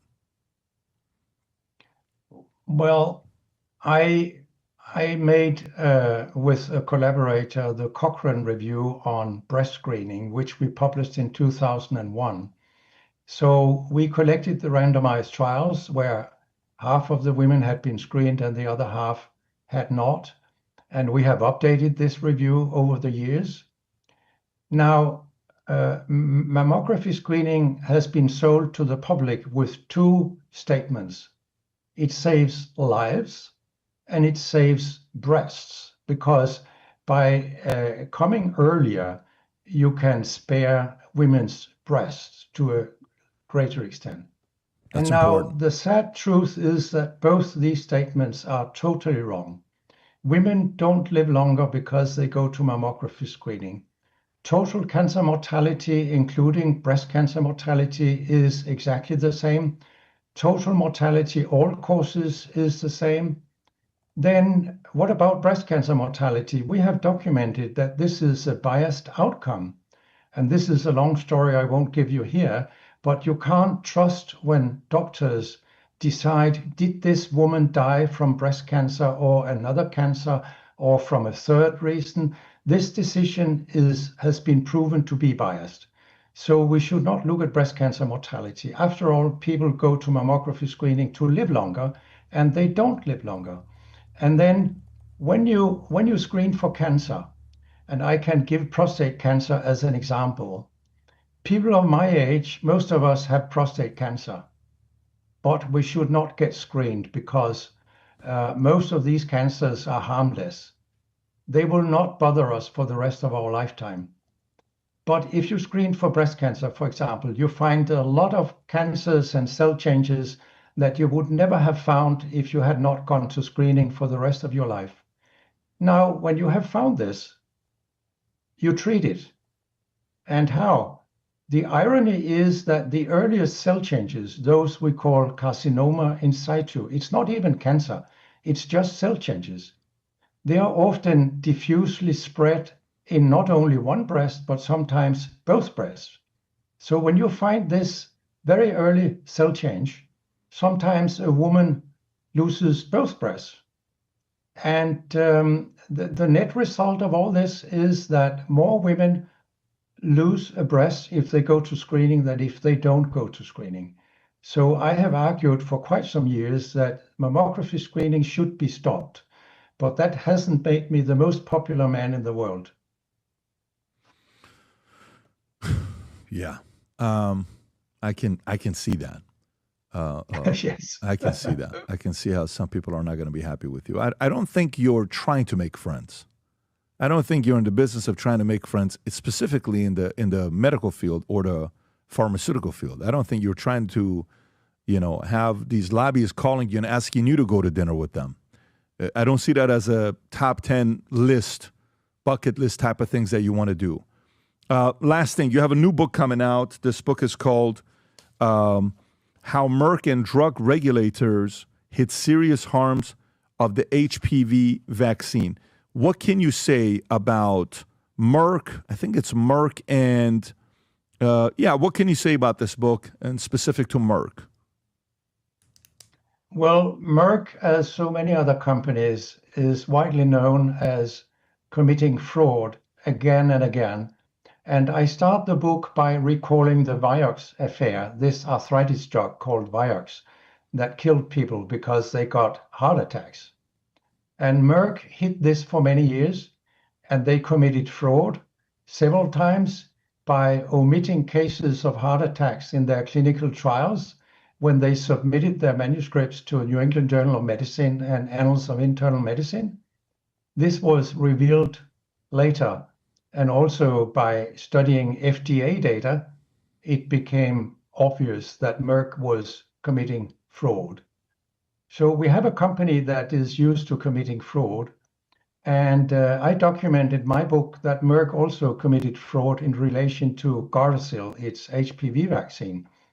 There were some clear cases of very serious neurological adverse events from Denmark, for example. I know about them, that Danish investigators tried to report to Merck during a clinical trial, and Merck refused that. They just blankly refused, and they did not appear in Merck's reports.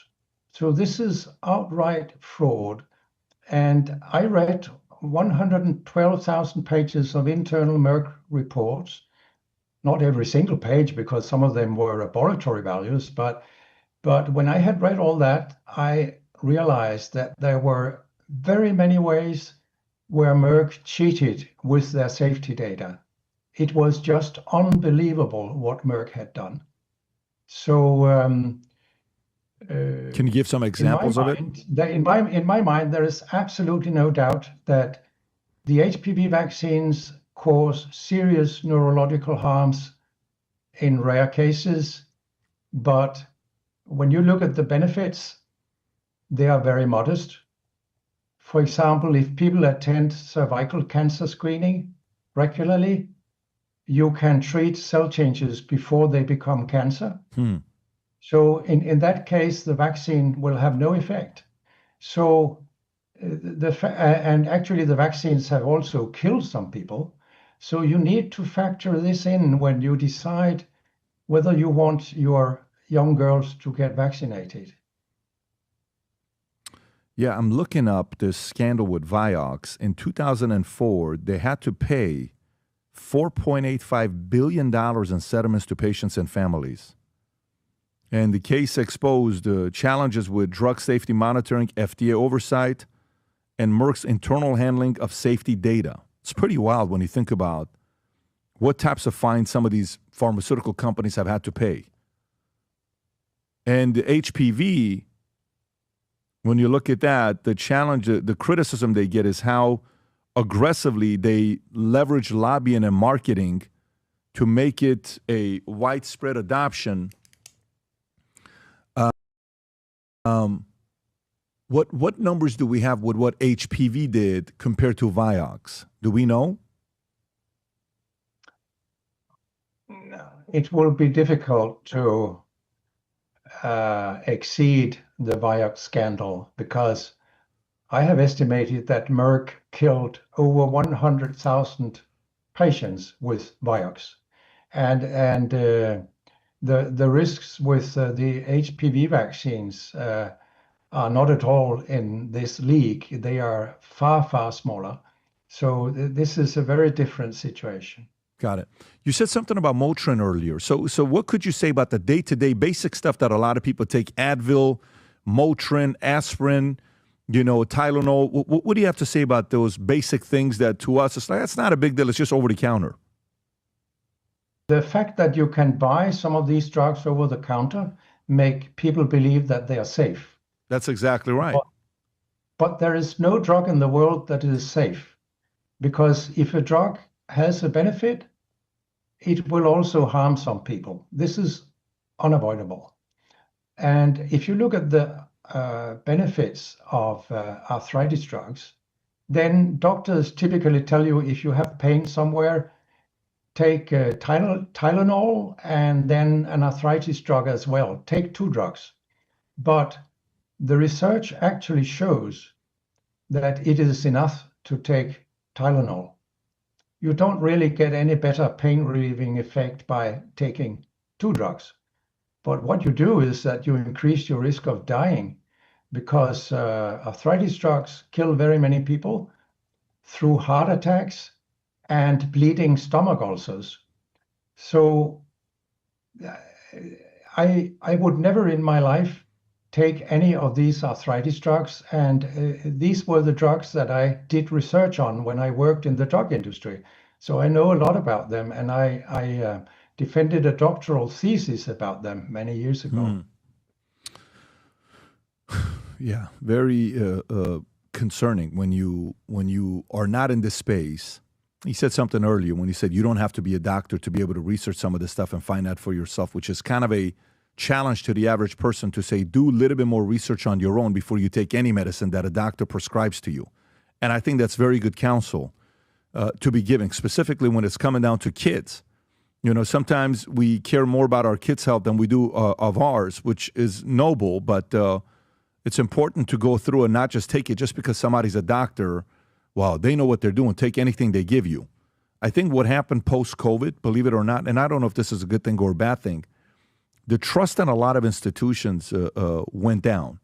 The trust in, the U.S. government, down. The trust in mainstream media, down. The trust in doctors, down. The trust in CDC, down. The trust in World Health Organization, down. The trust in a lot of these things that we used to uphold as the highest level of credibility was lost and in many ways exposed during COVID. Which some say it's a good thing, but to the average person, it's like, who the hell do I now trust? Who do I trust? That's correct, but America has a unique chance right now. And I know several of the people. I interviewed Jay Bhattacharya in June when I was in Washington, the new director of the NIH.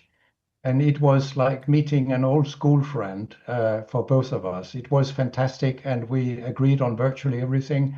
So to have Jay at the top of the NIH is a huge step in the right direction of regaining people's trust in science and in the NIH. And Bob Kennedy's firing of the whole CDC vaccine committee was a good step in the right direction. Yeah, we haven't put up the interview with Jay Bhattacharya yet on our website because we have too much work to do. So we have a big backlog. I also know Martin Kulldorff, whom I have also interviewed on our Broken Medical Science channel, actually the first one I ever interviewed. He now has a central role in the CDC's new vaccine committee. And Martin was one of the three people who wrote the Great Barrington Declaration. And Jay Bhattacharya was another one of them. And they have been proven right. Sweden was the only country in the world. Martin is Swedish, even though he was professor at Harvard. Sweden was the only country in the world that did not lock down because they followed the science and not the politics. And Sweden has had the lowest excess mortality practically in the whole Western world because they did not lock down. Because what happens when you lock down? Well, if you sit at home and you have pain in your chest, you are not allowed to go out because your society is locked down. You're afraid of going to hospital because, my goodness, I might get COVID if I go there.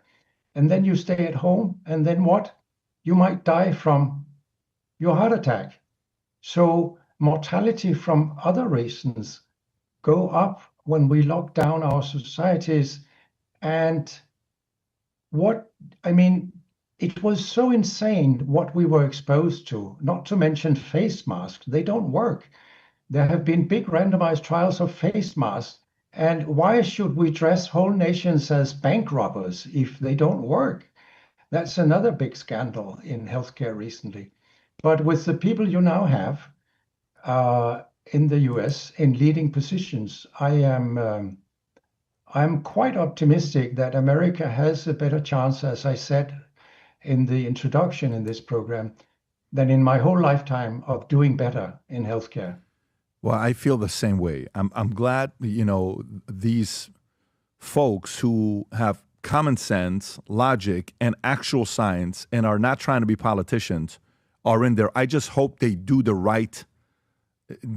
what they said pre getting into politics, which they are now. I hope they complete it because this is not going to be the last pandemic we're going to be dealing with. This is not going to be the last time politicians are going to try to control the world. This is not going to be the last time, lobbyists are going to try to push a vaccine or product through that's going to make them $100 billion over a couple of years. This won't be the last time. But we need better, stronger guidelines in place where the average individual who doesn't have access to resources and money can protect themselves. Doctor, it's been great speaking with you. We're going to put the link to your both books below for the average person if they want to order it. How Merck and drug regulators hit serious harm of the HPV vaccine, as well as deadly medicines and organized crime, how Big Pharma has corrupted healthcare. Any final thoughts before we wrap up the interview? Don't forget Deadly Psychiatry. This is also an important book. Oh, you have another book called okay, can you go to that as well, Rob? The Deadly, just go on Amazon where you were at, Rob. Go on his name. Yeah. 2 years after my book about organized crime, I published a book called Deadly Psychiatry and Organized Denial, because I lie about what they can achieve with their drugs all the time. If they didn't lie, their specialty could not survive. So I have published several books about psychiatry, and some of them are freely available on my website. So I hope people will just go there and get them. We're going to put the link to your website as well. Thank you, Doc. Appreciate your time. Thank you. Take care, everybody. Bye-bye, bye-bye. Nowadays, more than ever, the brand you wear reflects and represents who you are. So for us, if you wear a Future Looks Bright hat or a value-taming gear, you're telling the world, I'm optimistic. I'm excited about what's going to be happening.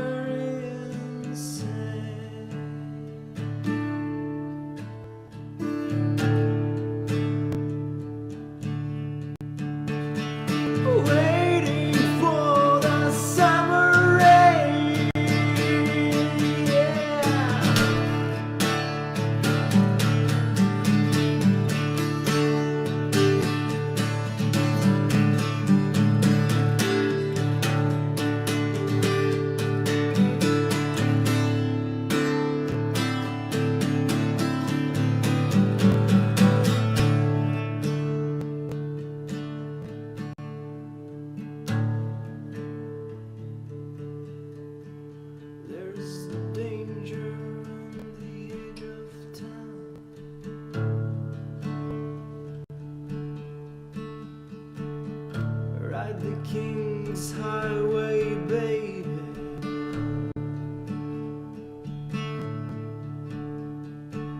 Where it seems inside the gold mine.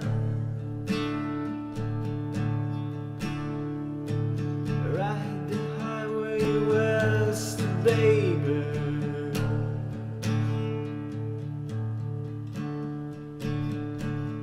Ride the snake. Ride the snake to the lake, the ancient lake, baby.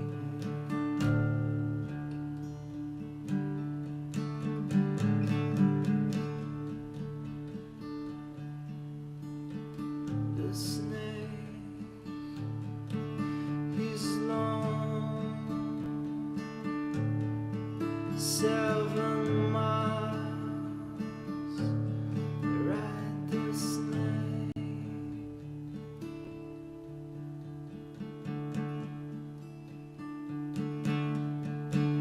He's old, and his skin is cold.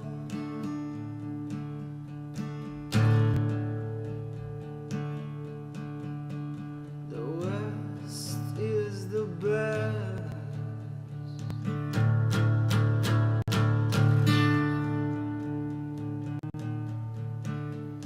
The West is the best.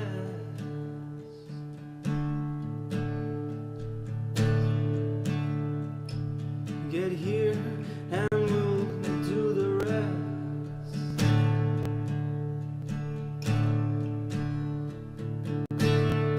The blue bus is calling us. The blue bus is calling us. Driver, where you taking us?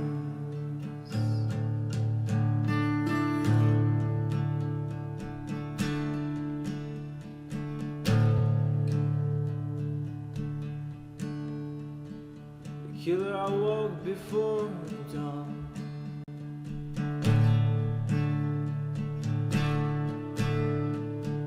He put his boots on. He took a face from the ancient gallery and he walked on down the hall.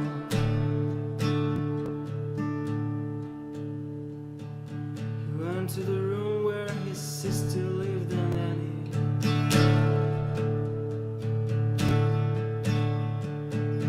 he paid a visit to his brother and then he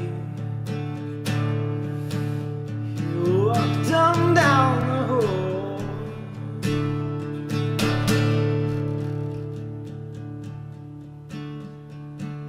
And he came to a door and he looked inside.